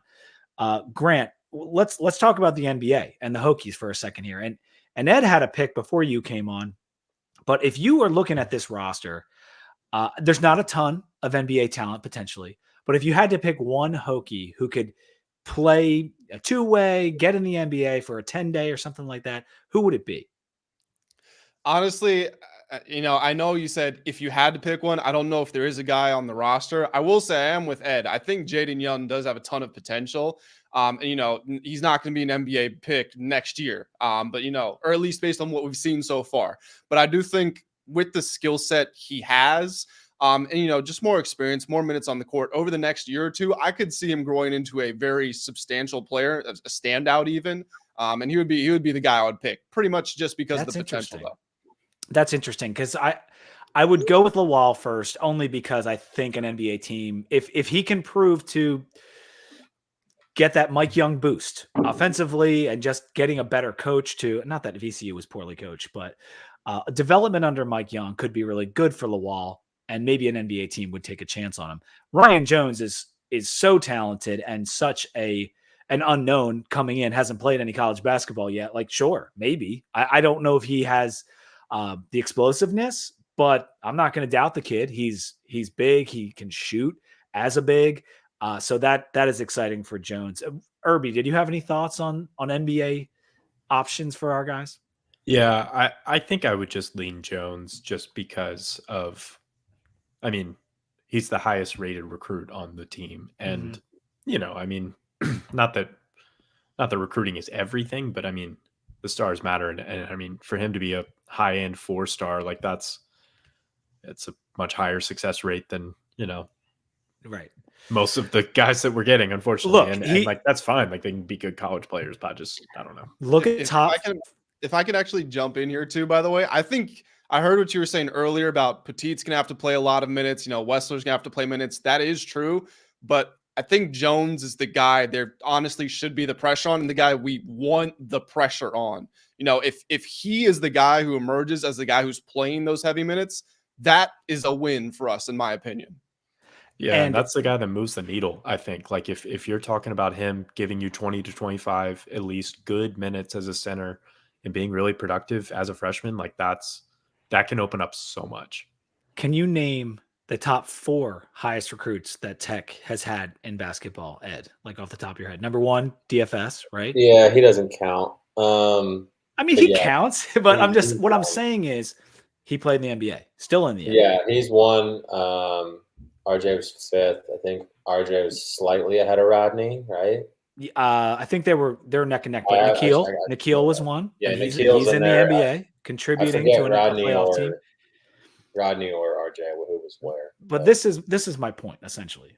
He is on that level where he's right next to guys who have played for us and played in the NBA. And that is exciting. And so that might be the best pick to make because you can kind of see that because Chris Clark might have been up there too. I'm not sure of the other. There's one in between that I'm missing, but yeah, that was fun. And I don't want to just pin you down on like, hey, will we be better than next year in basketball? I hope so. I hope that we can get to 20 wins because we were at 19-15 last year and 10-10 the ACC. If you want to go to the tournament in this ACC, you probably need to win 11 games, right? You need to go 11-9. Would you agree with that, Ed? Yeah, that's fair. I mean, the ACC is going to be a little bit better because Louisville is finally going to not stink. So, and will Stanford bring a decent squad to the table? They'll be all right. And Cal not very good, and SMU not very good, but Louisville's finally not. Louisville's going to be Louisville again. Okay. Pat Kelsey can coach ball, so they're going to be really good again. Yeah, that's true. They were so bad the last 2 years, but anyway, that's a good brand that should be good, and now they will be. So. Yeah. All right, Ed, we will let you go. Rob, you're welcome to stick around if you want. Yeah, and real quick, I found the number 3 recruit, and he was a guy. Well, Ed's gone, but you can guess it, Pete. It's a guy who was recruited by Buzz, never played for Buzz, but played for Mike Young for only one season. Oh, Landers Nolly. That's correct. Yeah. Yeah. So it was DFS. He did not make the NBA. Landers Nolly, Rodney Rice, Ryan Jones. All right, let me get the Drake brothers back in here. Let's get Richard back. Richard, I'll introduce you to Grant here. Grant is a columnist for Sons of Saturday. You can also see on his thing there. He works for Monster Bet. He likes to put in those bets. He likes to play on the apps. Let me tell you what. He led me astray today, though. Did you? He won you. What was it? 20 to 270 yesterday. So don't get too big for your britches there. I did not tell you yesterday, so that's on me. Are you guys like? I know you share a lot of the things that you play, Grant. But are you guys like? Is there some way that you can follow friends' bets on certain things? Like, is there an app for that or something? Because I'm just like, that's not my world. Yeah, so there's an app. I don't want to give too many free plugs here, but one of the best ones that I've come across is Pick'It. And basically what you do is you just link all of the sportsbooks accounts you have to this app, Pick'It. Okay. And then it can create, if you want to share your bets, it basically creates a timeline, just like Twitter or anything else like that. And you can post and even leave comments on your bets and stuff like that. Oh, that's cool. Well, let's talk about these last couple picks. So, Richard, do you mind if I pull up the thing here? Have you? Oh, yeah, let me refresh it. Oh no, I did. We're up. Yeah, you've got it updated. Rob Dillingham, we talked about him. He ends up on the Timberwolves after a trade. Zach Edey goes to Minnesota. Talked about that briefly. Cody Williams to the Jazz. Cody Williams is a guy I really liked. Buzelis ends up in Chicago at 11. I really like that pick. And 12 with Topic, like that. Another one that I think like at that level, at number 12 to OKC, like that's good, a very, very good pick for them. Richard, what's your analysis if you just want to pick one of those and go after it? Yeah, I mean, let me tee off on the Cody Williams one because I don't like him. I'll dog this guy right now. He's not actually terrible at all. But like, sometimes you just get these hereditary reads on whether or not they're going to be good. Like, he didn't actually produce anything. And if you look at his statistics that he did in Colorado and compare them right up against like Justin Edwards at Kentucky, who is another actually higher rated guy who we all agree at a Kentucky level is not good enough. And, I'm a little higher on them most, but like at best, he's a late second round grade. They are actually very, very close in actual stats. But Cody Williams is trading on his brother's name. And, there's a lot of people hoping that he will do exactly what his brother did at OKC. And the read on him is he actually is like little brother syndrome where like he doesn't care as much. He doesn't have to prove himself. His brother's already proved it for the family. So I'm not a big Cody Williams guy. I know a lot of people are the exact opposite of me, but I actually think that's a bad pick. and They're they using will his not. brother as proof of concept, and maybe You know that's who not else what you did should that? do. The Atentacumbo brothers. And how has that worked out for literally any of them? It hasn't worked out at all. Generally, this almost never works out. It does every once in a while work out, but like it's a real crapshoot. So I would have liked to have seen a lot more out of Cody Williams at Colorado. He was not even the best player on the thing. If you wait a little bit longer, you're going to have a better player that I think is immediately ready to play from Colorado. That I would have put higher than Cody Williams, although actually I didn't on my ranking just because I said his upside was a little bit better. But Yeah, I'm not a big Desola guy either, but yeah, I liked Cody Williams. I thought he looked fluid, even though he was skinny. He shoots it well. Definitely defensive questions, but 7'1" wingspan. You know, I would take my chances. Grant, what were your thoughts on Buzelis at 11? I actually liked Buzelis quite a bit. I thought maybe he could go to at number 5. Yeah, so it's funny you said that. I nailed the first 4, and then I wrote down, I hope it's Buzelis at 5. I don't think it will be. I thought if Stephon Castle was on the board, he probably would have gone 5th. But, I mean, the fact he slipped that far, Ron Holland was supposed to be the guy that fell. That's what all the reports said, and just typically G League Ignite guys are, I don't want to say disrespected, but they lose some value on draft day. It ended up being Buzelis, and I think he's a really interesting pick. I do like him in Chicago because – you know, I think Chicago's going to start to enter the fire sale. They got rid of Caruso. Obviously, they get Giddey. Giddey's not a win now player. He might not be a winning player at all, but they're moving towards this rebuild, and you can afford for Buzelis to go out there and develop, and that's what's going to need to happen. He's 6'10". He's got good strength, even though he's wiry. You got to try to think of someone of the Franz Wagner sort of characteristics, not a primary playmaker, but a guy who can pass the ball, can rebound. He's going to need to work on his shot. The good news is that the Bulls actually have Fred Vinson on their staff. He's one of the best shot doctors in the league. Helped Herb Jones become a 40% three-point shooter. Helped Lonzo Ball rework his mechanics. Buzelis only shot 27% last year. So, again, that's a big area of improvement for him. But they've got the guy on staff to help him do it. So, yeah, I actually really like the pick there. I thought he could have gone in the top 5. So, to get him that late, I think is a very good pick. He's a high ceiling, low floor player to me, and he does need to shoot better, but we talked a little bit about this earlier, that I thought his shot actually looks the part, but it just wasn't going in. And so that could be a lot of different things, but his handle is really good for his size. And I thought it was also hilarious. Like, I'm looking at all the mocks, I'm going through the video, whatever. Modest Buzelis didn't play for an American college. And I'm like, okay, this is some Serbian, Eastern European guy. And he sounds like me and you. I mean, this is just like a regular American kid. And it's like the name completely threw me off. And then I heard some of the interviews and what he had to say. And like, I liked his attitude a lot. And so I just became very high on Buzelis. But I'm going to add Mike Drake back to the screen as we get in here. We're going 5 wide as we're kind of moving through the lottery. My Sixers are only a couple picks away. So we're going to stay on at least until then. And Sacramento just took Devin Carter at number 13. That's a good spot for Carter.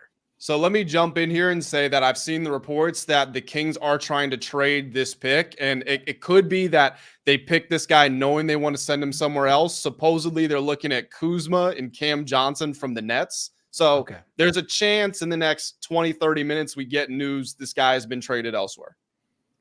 So we'll find out Denny versus Kuz's value potentially if it's Kuz, right? Denny got 2 firsts, and we'll see what we get for Kuz. I love this guy. Does anyone want to talk a little bit about Devin Carter? Mike, you can go. Yeah, I like him a lot too, and obviously he's got the NBA pedigree with his dad. He rebounds the heck out of the ball. He works really hard defensively. He's of that Castle mold. I don't like him as much because as I watch him, he has a much more difficult time penetrating and ball handling and actually getting his own shot off. So even if he improves his shot, I don't know that he can get it off at the NBA level, but he will absolutely play for 10, 12 years in the NBA, defend, be an 8th man, rebound the ball, be a great connector, like he can move it. So I would have loved to see what that team could have done if Bryce Hopkins didn't get injured. I think that Providence team could have actually made a run in the Final Four. Yeah, he's a heck of an athlete, and this was, I think KOC said this, that all of those workouts that he did, the pre-draft workouts, like he put out the best performance of anyone. Like all the people that were evaluating said, this is the best workout I've seen. So that's just encouraging. And he was of the opinion, when I say he, I mean KOC, like that he will get the shot right. You're a little bit less confident. I had Devin Carter at 9.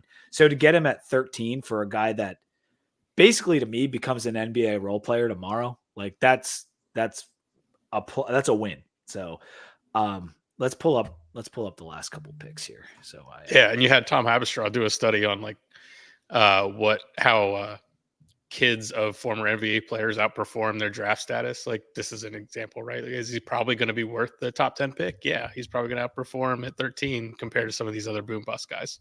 I want you guys to look at the boards here, and there's a lot of words on there, but look at Richard's board and look at number 5. That would be Jared McCain, someone who is still sitting out there. And when I saw this earlier, I was shocked that you had him that high. Sell us on McCain, Richard. I mean, so let me put it this way. I'll show you some stats real quick. So like Jared McCain, one, he like had some challenges at the beginning of the season, but he's quite young, 20 years old. And if you just look at his shooting stats right here, 89%, he's right up in the 90, right? One of those like things that this is, I think probably Bill Simmons popularizes, but the 50, 40, 90 guys, right? How rare that is. He's not there, but 46, 41, 89, right up at there's actually only one guy who is a 50, 40, 90 guy in this entire thing. But Jared McCain's right there. But that's not all he does. He actually can move the ball a little bit. He rebounds the ball a little bit. He's got good size for his position. So, and you saw him actually get better as the season went on. And he was probably the only person on that team that I actually thought really mattered. Like you could say Kyle Filipowski proved a few things, that he had a little toughness to him, some of that stuff, but for the most part, it didn't really matter. Like Jared McCain was the only one that really mattered on that Duke team. So I like the amount of recruiting that Duke can get in there, the top level talent that they typically disappoint a little bit at the NBA level, but everything statistically and anecdotally around this guy says that he's gonna be a top flight starter NBA player.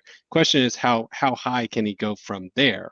And I think he's got some room. Like his handle seemed not too bad. If he can move the ball a little bit, if he can be a secondary ball handler, like watch out. If all he can do is shoot, play defense, has good size, like that's still much better than most of this draft class was offering as a floor. So I have him there mostly because this draft class doesn't have a proper top 5. And if you're looking for the guy who's like a very, very high floor, he's the guy that fits the mold for me. So this is kind of goes with the Reed Shepherd thing for you, but with McCain, my concern is that big Reed Shepherd. He's big Reed Shepherd, yes. But he has his wingspan isn't good. I worry about his defense. He's not the athlete that Reed Shepherd is. He is crafty. He can pass it. I agree with the secondary ball handling stuff. I had him down at 16, right around where we're getting. I actually had him one spot behind a guy you hate in Isaiah Collier, who could go anytime here now. Hell no. Talk Absolutely about two not. massively different players, and just like totally different swings when you talk about the draft. Here's a guy we talked about with Irby earlier, Bub Carrington goes to Portland. This is a guy Mike loves. No, wait, that's our pick. That's our pick. Oh, that's the Wizards pick. I wanted Bub so bad. Fuck yeah. Awesome. Sorry for the next Devin Booker. Well, if we fail, so they still don't get this right where they put the right team. Is this on there? video? Yeah, like on my thing, I updated it to the Wizard, but they don't. You're right. On the broadcast, they leave the teams at the start of the thing, even if there's a trade announced. But for me, I'll just update the thing so it shows as Washington. No, Dillingham's whole family was wearing Spurs hats. Right. They don't change it until later. It's so ridiculous. They know it, but it's technically not approved. So they're like, we can't do it because it's the stupidest until the trade goes in the next day. Like it doesn't actually count. But all right, one of you guys, Mike, why don't you talk a little bit about Bub? Let Mike tee up on this. And then we'll ask Grant what he thinks. Yeah, because Richard referenced little brother syndrome earlier, which I love. Screw you. And immediately when I told him my shock of the draft was how much I love Bub Carrington, he immediately ranked him one spot ahead of where I did. Eventually dropped him, but that's what he did at first. Like some of my notes, man, long for his slide. He's so fluid. Like he really is. And that's what that's where I'm making the Devin Booker comparisons, right? Is like he dribbles into his jump shot really, really well. He's straight up and down, like really balanced in his shot. Great mechanics, very simple, very clean, good percentage for a number of shots on a relatively poor Pittsburgh team. I think he has a world of room to continue to grow, especially if we put him in the right situation. Even a guy like Devin Booker that played at Kentucky, he couldn't miss until January, and then like completely fell apart from three because we weren't getting him the right shots. And so a guy like Carrington is the same way. Like you get him in a situation where you get him the right shots, you get him the ball in his hands, you get him in, not comparing him to Kobe, but like you get him in the mid-range game where he's doing pull-up jumpers, and then he can build off that and create three-pointers from there.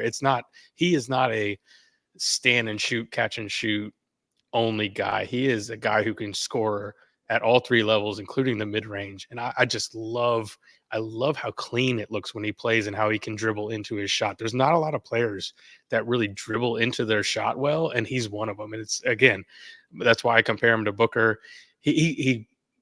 I even compare another Kentucky guy, SGA, to a little bit, not in the same ways, but like he has an ability to snake around in the middle of the paint around the free throw line from like 17 feet to 15 feet and create that little bit of separation where he can rise up and shoot a jumper where he lifts off the floor really well, doesn't shoot standing still. Like I really like him. Doesn't mean he's going to be great, but like just aesthetically, the creation like and the fluidity from the mid-range was 100%. It was very impressive for someone who's still 18 right now. Exactly. He'll be 19 soon, but you get what I'm saying. Like one of the younger guys in the draft, and I was very impressed with him. What were your thoughts on Carrington, and why would he maybe fall this far, Grant?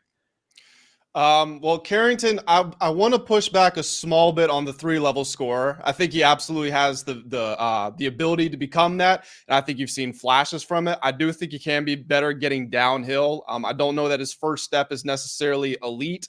He was also a little bit shorter, or at least he measured shorter than what he was supposed to be. Granted, that happens to everybody, but you know it's different when you're going against 7-foot guys who have these 30-something verticals in the NBA. So a little bit better going downhill, I think, will help his game a lot. He's awesome in the open court. You know, he can play with pace. He has a really good feel for the game.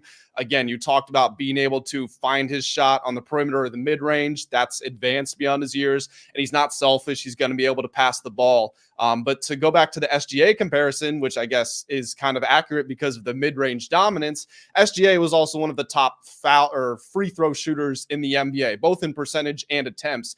Carrington's going to need to have that, you know, part of his game as he gets to the next level. Shot less than 3 free throws per game in college. And again, I know college isn't as open as the NBA is, so he'll be able to play in more space, and that should help him. But then you also look at the percentage, 78% would like to see that go up a little bit more. So definitely a guy who can put the ball in the hole and a guy who can also make plays for his team, but still room to grow. Yeah, completely. And I completely agree with that too. And I think that's, again, I'm not going to say he's going to end up like Devin Booker, but like you didn't see Devin Booker taking the ball to the basket at Kentucky. That wasn't the style of play they had. And he still doesn't do it in the NBA to the greatest extent. Like he does, but you're not seeing him finish high and strong against bigs in the NBA. Like it is that 3-point shot, that mid-range. And then when he can create a little bit of separation and draw the fouls, hitting those floaters, like all those things I think are things Carrington can develop his game off of. And look, it's all upside. I don't know that he's definitely going to do that, but it looks aesthetically pleasing, which is something that we've talked about earlier, is something that I love to watch. Yeah. He could be like really, really good, or he could end up in the G League for 2 seasons. Like I don't really know. And he said that he's actually said that, like, which worries me a tiny bit, because Devin Booker has that like FU attitude. Like there's no way Ron Holland said that. Yeah, Carrington did. He was like, hey, if I play in the G League to start, I'm okay with that. Interesting. Not on the Wizards though, buddy. Now you're playing. Can you pull up the best available for us, Richard, on here? Because we're getting into a spot where Dalton Connect is falling. If Pat Riley gets Dalton Connect, And you got to get Oh my Ricochet off there too, right? God. But because he is gone. I But think yes, McCain's more likely yeah. than Connect. I think Tyler McCain I a think Smith lot. either of them would be smashes for the Heat. Yeah. So I haven't seen your guys' boards really. I'm just asking this question to see what the consensus is out there. How do people feel about Ryan Dunn? So I toyed with putting him at number 30 in my big board. And then I dropped him to a sleeper because he's the best defender potentially in this draft. But he shoots terribly. So, but then just because he was UVA, I left him off the board completely. Yeah, thumbs down on principle. we do a top 30 and then we do 5 sleepers for the second round. And I almost had him as a sleeper and then I kicked him out because he was UVA. But I'm not I mean, I put Bronny as my last sleeper because out of the fear for that he becomes something, I wanted to have him on the sleeper list. But Bronny would be the 60th pick. If I had to pick him, like he would be my last pick. I had Dunn at 38, and my first line is good defense and nothing in all caps else. Like, what do you think, Grant? I think he's an interesting prospect. You know, he's not. Herb Jones was not a well-rounded player necessarily when he got to the NBA. He was still much more advanced with his other skills than Dunn is. But with the way that the NBA is going, it's almost like we're going back in time a little bit because you used to be able to have a Tony Allen on the court and it would just be expected he wouldn't take shots. Now, guys in the game are still required to do more now, but we've gone away from this era of right after Steph Curry and Klay Thompson revolutionized the three-pointers. Okay, now we need everybody on the court to shoot threes. You know, it's still nice, but teams are finding ways to create space and keep the offense moving even when they don't have 5 3-point shooters on the court. And when you look around at some of the best defenders in the league, they're not all guys that are shooting amazing percentages from 3. Like Jaden McDaniels, I think, shot 32% from 3 this year. Granted, he looks a lot more comfortable taking them, and he's had, you know, with his size and he's the big nights in the playoffs, there's more of a proof of concept there. But, you know, it's not a top 10 pick. Like, I'm not advocating for him to go super early, but I think if I'm picking in the 20-ish area, if I'm confident that I can get Dunn into my system and help him develop, I think he's worth taking a gamble on. I'm not. So like it's got one, like with Herb Jones, he did have others. Like he was an outstanding passer at Alabama, like outstanding connective guy. Like, so he had some other skill sets that I don't think Dunn has. And for me, like, if I'm comparing Dunn to a guy like Keyshawn Johnson, I know he's older, but Keyshawn Johnson is a beast on the court and has better shooting percentages, defends just as well, played in Final Fours. Like, I'm taking that guy way before I'm taking Ryan Dunn. Interesting. It's fair. I think there's a very wide range of possible outcomes for him and landing spots. And where we are now, like we are in a position now where like I would expect McCain and Connect to go very soon, but Khalil Ware just went to the Heat. And they just gave Bam that extension. And so as long as that's who actually owns this pick, and you guys correct me if I'm wrong, but that's an interesting one for the Heat. Like it is if it is them, because he's one of the knocks on him is work ethic. So yeah, it's the opposite of Heat, right? Get him in Heat culture, and then he'll be a stud. I was very really down on him because of that. I was like, It is an interesting thing. If anyone's going to do it, it's going to be Pat Riley in the Heat.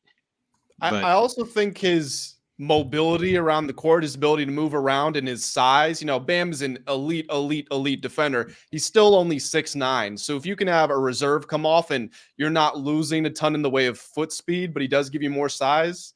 Again, it goes back to them having this system and their confidence in being able to get his motor up and all that. But if they do, I think it makes sense. I think it's a solid pick. Yeah, if the theory of Ware certainly fits really well, but I just personally would have thought they'd have gone after someone a little more proven, like Connect or McCain. Granted, I'm very high on both of those guys. Yeah, I think Ware, he's a project to me, and the frame can handle a lot more weight, and he could stand to do that. I had dropped him really far down, and then kind of brought him back up, and I had him at 24 on my board. But I don't know. I guess it's the youth and the shooting potential because he can shoot a little bit. Maybe that turns out for Ware, but a unique choice for the Heat there. Yeah, but I mean, it's they've hard to got go a against what the Heat history. do. Yeah. They've got a history of taking guys who are off the scrap heap that are around, 7-footers that have a little bit of a touch and turning them into something, even if they're, mercurial, not particularly great team things, and they'll make them good for 2 years. And then if they're smart, they'll trade them, but very often they oversign them and then they end up in a bit of a mess. So this is not abnormal for the Heat. We've seen this already a couple of times. It is kind of their weird kryptonite is these like bigs that have the right tool sets, and then they get them to where they need to be, and then after they become somebody who is worth what they used to be, they then sort of act out and then turn into nothing. So I think you could see this working for 2 years and then it just blow up in their face. I mean, they had Hassan Whiteside as a That's top exactly 5 who I'm talking player about. in the league. That is who I'm sounded talking poignant. about. All right, Haywood forget the Highsmith? Heat. Yeah, Pete. yeah, I got We got Heat, 3. though. Yes, we got 3 minutes here before the Sixers the Yeah. clock has expired. They could make the pick at any second. What are some of the best fits out there for the Sixers? Because when I was listening to the pods and everything this week, they were talking about Ron Holland. Isaiah Collier came up. McCain falling this far. Maybe that's someone that we would go after. However, that would provide a lot of problems in the backcourt, pairing him with Tyrese Maxey. Now, you also have to keep in mind that you're hoping that whoever the Sixers take here is in a reserve role, a backup role, that you're maybe not out there with your 2 stars. But Grant, I'll ask you first. You're the Sixers. You see Connect still out there. You see Collier. You see McCain.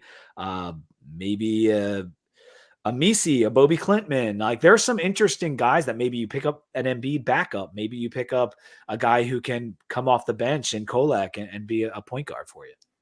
Yeah, I was actually thinking about potentially an Embiid backup here. I'm also handling trade calls. First of all, not just it's a pick, we don't necessarily want it, because it's out of the lottery or wherever we are. The fact that the Sixers are trying to win a championship right now, and they have been linked to a lot of veterans out there. I think that if they can, there aren't a lot of guys on their roster right now. So it's not like they need a very specific mold of a player. They're looking for what's available right now. I'm on the phone. I'm looking to see if I can get somebody in the door that way. But if I'm making the pick here, Dalton Connect, according to the board I'm looking at, is the best remaining player. I don't know if he makes sense on this team, maybe off the bench, but then you're basically limiting your first round pick and saying, okay, you're only going to come off the bench. You're not going to play anywhere near closing time. I don't really see a world in which even as he develops, that becomes a reality. So I don't know. I think there's a lot of avenues you could go down here. That's the thing, is maybe this is an opportunity to trade out of the pick because there's somebody out there, some team that is dying to get their hands on a Connect or dying to get their hands on a McCain or somebody like that. So I would bet you Maury's fielding some calls right now. If you're us, Mike, what are you looking at here? Yeah, so I really like Connect. I think he'd be a great Tobias Harris replacement in that mold. I think he fits. If I'm like Philly and you know what, I'm going to swing for the fences here. The guy I like the most is Tyler Smith out of the Ignite. He shot 38% from NBA 3 coming right out of high school on that Ignite team. He's got a great base. Again, that high release.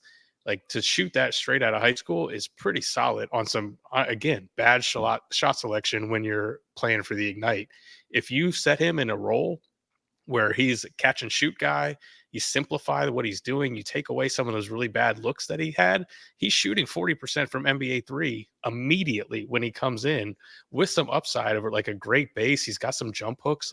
This guy's a good player. I really like him. I think if you're swinging for the fences, that's the guy I'm looking for. If you want to double, take Dalton Connect. I like Tyler Smith. I think that the defense for him is all terrible. It's all theoretical. It's not good. That's what I'm saying. He has a body that in theory could defend. He's big and he can shoot as a big. It's an interesting. But he could be a stretch 5. You can play him at a 4 next to Embiid, because he can help you rim protect. I think that's a good fit. But A couple again, guys that I had higher as bigs would be Misi and Clintman. I liked both of those guys. Misi being like athletic Clint Capella. Does that make sense? Like he's like rim running. He's not the most skilled guy out there, but like a lot of athletic ability. I don't know. I like Misi. I like Clintman. Two-way wing is Clintman. Decent creation. He moves well, switchable. But again, he needs strength and he's, a little raw. So I compared Clintman to like a Morris twin. So like I think his jumper looks like a Morris twin. Like he'll thicken up like that. Like that's who I would picture him playing that role, which can fit for you guys. Like I don't hate that pick. I'm not. I as big a don't Misi appreciate fan. you not saying Morai instead of Morai. Morris twin. Oh, look at this, Richard. Jared We McCain. took your boy, Jared McCain. I reacted Love it. earlier. Love Yeah. it. That's who we. Is I a think that's the right pick. It's a good pick for you. Yeah. It's a. I He's mean, a if he's going to be plug-and-play in the guy. reserve role, I'm sorry, Rob. Go ahead. No, I was just gonna say he's a plug and play guy. I mean, again, he's not a starter, to Grant's point. But honestly, if you are the Sixers, I don't know if you want the 16th pick to be a starter. No, we don't. But you want him to be a rotational player. Like you want your version of Derek Lively, not from a player type, but just from a rookie that you can throw in as your seventh guy. Because I mean, at this point, especially seeing what's going on in the East, knowing the Celtics are loaded, knowing the Knicks are loading up right now. Just brought back OG, made the Bridges trade. Like the 76ers just need as many weapons as they can get. And what McCain is going to be. And that at the very least is a good spot up shooter. And with guys like Embiid and Maxey initiating the offense, like that's he brings a little bit of that Caleb Williams flair as well. He's got that the paint and nails and the funky TikTok videos and Pete, who's your shooting guard? Like, talk to me about who you actually think KCP. sits next to. Yeah, well, that's the thing is like we have two guys that are signed. We're looking to re-sign Lowry. We're looking to re-sign Batum, and we're looking to re-sign Oubre.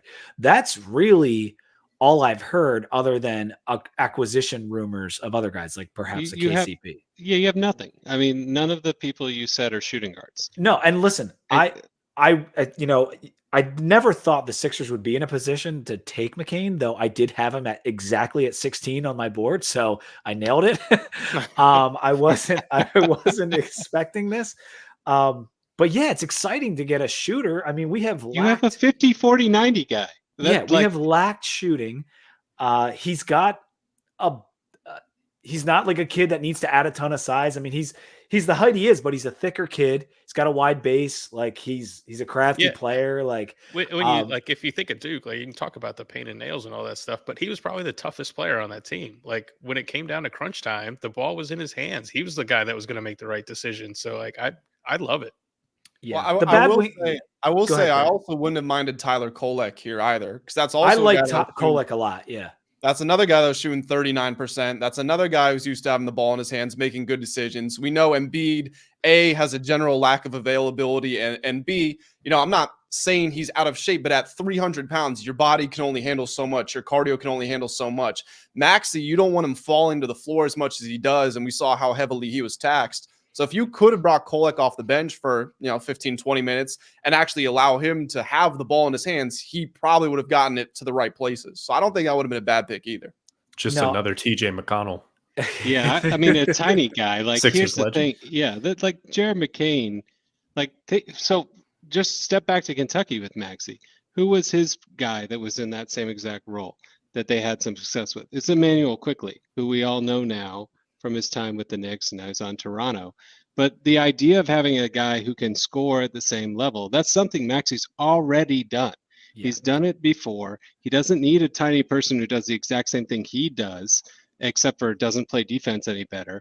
Like, this actually makes a lot of sense, I think, for your roster. Where you want to slot Jared McCain, that's a different conversation, but he's got size, which you need in today's NBA. He does need some help on defense. He needs to learn some stuff there. But overall, he's got the shooting, and you don't need another floor general. You have that. Do you really want to take the ball out of Tyrese Maxey's hand on a regular basis? You learned how that went when you had somebody who had more pedigree there, who had a lot of success, and you realize that you were better off with Tyrese Maxey and literally not even replacing the person that you had there. So like I think you're okay. I would not want to go and do another version of what you had 2 years ago. I think finding complementary pieces is good. I like this one. He was the top on my board, so obviously I'm biased. No, I think it's a good pick. It's a better pick than Kolek, in my opinion. I had McCain higher than Kolek, and I talked to you guys earlier in the week that like when it got to Collier, McCain, and Edie, after Edie for me, which was my 17th guy, there was a fairly big gap between him and the Koleks and the Bobby Clintmans and the Mises and the Tyler Smiths. So I'm very happy with the pick in terms of what was available.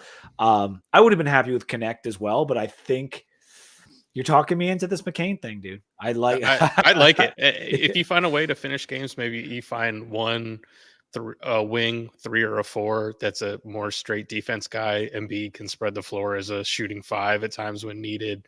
You already that's 3 shooters on the floor. Like you can see yourself finishing the game with that lineup if you can have some wing defenders that you put along with them. Yeah, it's the upside too. Like you talking about a very young kid as compared to an older Dalton Connect, an older Kolek, So that aspect of it is fun too. We got the Lakers here, and this will be the last pick that we cover. We got to cut it off. We're at 2 hours. It was a lot of fun though. Thank you guys all for coming on. Rob's been on here for a long time, and we got he's doing his O face. Something just happened. Did they take Bronny? No.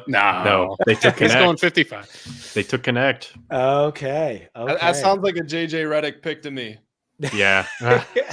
I was really hoping Connect was going to be with the Magic. That would have been such a fun fit. Oh well. Yeah. You heard Rich Paul earlier this week say if we wanted Bronny to go 17, we just tell the Lakers to pick him 17. Oh, yeah. That's funny. But yeah, now Dalton definitely, with all the guys in this draft, someone was going to end up dropping. I'm a little surprised it was him, but I would have thought maybe these younger kids with like a Bub Carrington or a Ron Holland might have been that guy that dropped, but it ended up being Connect. And now all hell is probably going to break loose in terms of our predictions and the consensus prediction, whatever, because it's anyone's, Tristan Da Silva, I know, is a guy that people think highly of, and he's out there. But yeah, who's one our of the hoop guys for the Wizards at 26? Like why we don't got you got a 26 pick tonight? That's who I want. You want Justin Edwards? Yeah, I went on this rant about Cody Williams earlier, the statistical doppelganger, but with more pedigree. Like, why not shoot for it? All right, there? why don't all of us give one last guy that we really like from who's left on the board before we sign off? And Grant, I can take mine real quick because I already said mine. If somehow Tyler Smith falls down there, like I have him rated in my top 10. Like I really like him. I think he needs some coaching, but like already shooting 38% from NBA 3 on a team where you're coached with terrible shot selection, like that's a real skill, and he's got size and a base, and I think you can coach the rest. Like that's I compared him to like a small cat. Like I think that's what he compares to. He's Karl Anthony Towns 3 inches shorter. Okay. Go ahead, Grant. Who do you got? So I'll give 2, one based on fit, one based on player. I don't love the player, but I think with Al Horford's age, I think you got to start to look to somebody to replace him. I think you could take a gamble on a Filipowski or just one of these other guys that is going to be mobile, maybe has a little bit of a touch to their 3, going to give you some defensive versatility, not guarding ones, but switching 3 through 5, let's say. You're trying to make the Celtics the most hateable team possible. That's what you're doing. I feel like they already are, so let's just add to it. Yeah, right. A player that I think will make an instant impact. And again, I'm not saying they're the best player left here, but if I'm looking ahead at who's going to be available at the end of the first round, start of the second round, a 5th-year senior, we know how valuable those guys are usually when they get to the league as far as being more instant contributors, a guy who can score, can help a team off the bench, a team like the Denver Nuggets, maybe, that had real problems scoring off the bench. I like Terrence Shannon Jr. I think he could be a real player for somebody. Dude, that guy is constantly running as fast as possible. Full sprint down the court. I like him. He's older, right? But at this point in the draft, his true shooting percentage was really good. His free throw percentage was good, and just a scorer. So I like that choice. Irby, did I get yours? No, honestly, mine was going to be Terrence Shannon. I Okay. think I think to Grant's point, any of these contenders here at the bottom love the Nuggets play. Knicks have back-to-back picks here. Like just any team that like I said earlier, that is just trying to load up. Because the Celtics just have so many horses right now, and it's clear that like depth is the key now. Because that's ultimately what hurt the Mavericks too. And so any of these teams could take a shot on Terrence Shannon. I also, honestly, for the Magic here, with this pick in particular, I think any of these shooters that are left, honestly, and this might be a reach, I kind of love Baylor Shireman. I love Baylor Shireman. Yeah. I really like him. And I think for them, especially, what the Magic are lacking is some really good shooting. It's why I would have loved them as a Paul George destination. Because ultimately, if Franz is going to struggle the way he is, and Suggs isn't a great shooter, and Paolo's still developing that end of his game, like they just need a knockdown guy. So Hey, Irby, on the Terrence Shannon piece too. Also, just knowing what he went through last year. First of all, he's going to come out with a point to prove. But second of all, these teams picking down here at the end of the first round, those are the teams that have more expectations of being in championship contention. There's going to be a level of personal maturity and, dealing with adversity through this last year that I think also just not something that's going to show up in a scouting report necessarily, but something that could also play an impact. Now that's a good point. Richard, we got to get your, kind of flyer pick here at the end of the round. What are you thinking? Juan De Silva just went for the Magic, so well, there's your shooter. That's a really good pick. Not a terrible. He was pretty high on my remaining board, so that worked out. Personally, there's a guy. I know we haven't talked about any of the European guys since the first salvo of French, but I'm a big fan of Jurisic. Like, I think what he's doing compared to like Topic is not actually substantially different. And the value you can get for that guy like that at this time in the draft is actually quite high. So he's the top of my board. What I've seen of him, what I watched on the video, like it's hard to tell. Obviously, European video is not particularly great. You can get the best they possibly ever did. I don't have a long Rolodex on him, but from everything that I have seen and statistically, it looks good. So that's a guy I would take a flyer on. I think you're high value. We had this weird thing where like the Europeans were like extremely tier one and then just disappear. And that's kind of strange. That's when you know you're going to get value on a European player. That's when you get the Taco Bell commercials and Nikola Jokic is getting like drafted during the Taco Bell commercial. So like that's where we're at. It's like, who's the European guy who didn't make that first tier of the draft, who actually is going to like bust through and everybody's going to be like, who the hell is this guy? That's who I've got there. That's Jurisic for me. I mean, that's a swing. I actually didn't have Jurisic on my board. I considered him, obviously. I think he's okay. He's a second rounder for me personally, but I like him. There's a separation for me with him and Topic, but I like him. Are there any other first names in Serbia besides Nikola?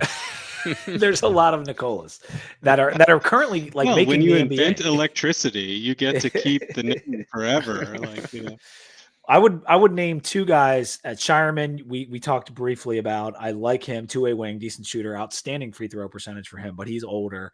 But a lot of these guys that you might take at this point for these contending teams are older. Jalen Tyson. Did anyone? Did either you, Richard, or Mike have him on your boards? Jalen Tyson. Yeah, I did. I had him at 25. Like, I really liked. Yeah, he was 25 for me too. Yeah, statistically, his comps are very good. If you look at his measurables, there's a bunch of guys that are in that sort of like 6'8", 6'9" range. His like the combination of statistical comps plus age was probably the best of some of them from what I was looking at. Honestly, I'm on the East Coast. I don't watch a lot of West Coast basketball, so like I didn't have anything really to measure that against, except for like just kind of looking at what's there and what people wrote about him. but he looked good to me. And it seems like there's always a guy like that people are surprised by that fits into a thing. And you look at the measurables and you're like, how the hell did we not see it? Right. So like in that range of the draft, that's where I start looking for those guys that I don't know shit about. But like, let me go look at the things that typically work well and who is falling into that bucket, who's fairly young. Yeah, he's a bully 2 guard. Like he's the size of a 3, but he's like a bully 2 guard, which and I think Kevin O'Connor compared him to either Jared Dudley or Ryan Gomes, like just a thick dude that can get to his spots, get to his shot, create a little bit of separation with his size. I wouldn't be shocked at all if like you see him stick around for a while. He's not. I think he was in my top 25 too. Yeah, I think you had him at 23. He does so many things well. Like he's just a good basketball player that at this stage in the game, I think it's worth taking a shot at him as we get into the 20s. Well, gentlemen, thank you so much, all of you, for being here and contributing. I know this might not have been geared so much towards our typical audience, but we did cover some Hokie hoops. We did cover some teams that our viewers and listeners enjoy in the Wizards, and I think it was a successful night for the Wizards. You guys weren't so hot on the first pick, but you really liked the Carrington pickup, so we'll go with it as a positive night. And we still have 26. We'll see what that is. Salaun, hey, there's you're hoping for that upside, right? Yep. That's all I got. Yeah. Richard didn't tell you earlier. He tried. He moved. I wouldn't have liked it at that pick either. Oh man. All right, guys. Well, we're gonna sign off for now, and until next time, go Hokies.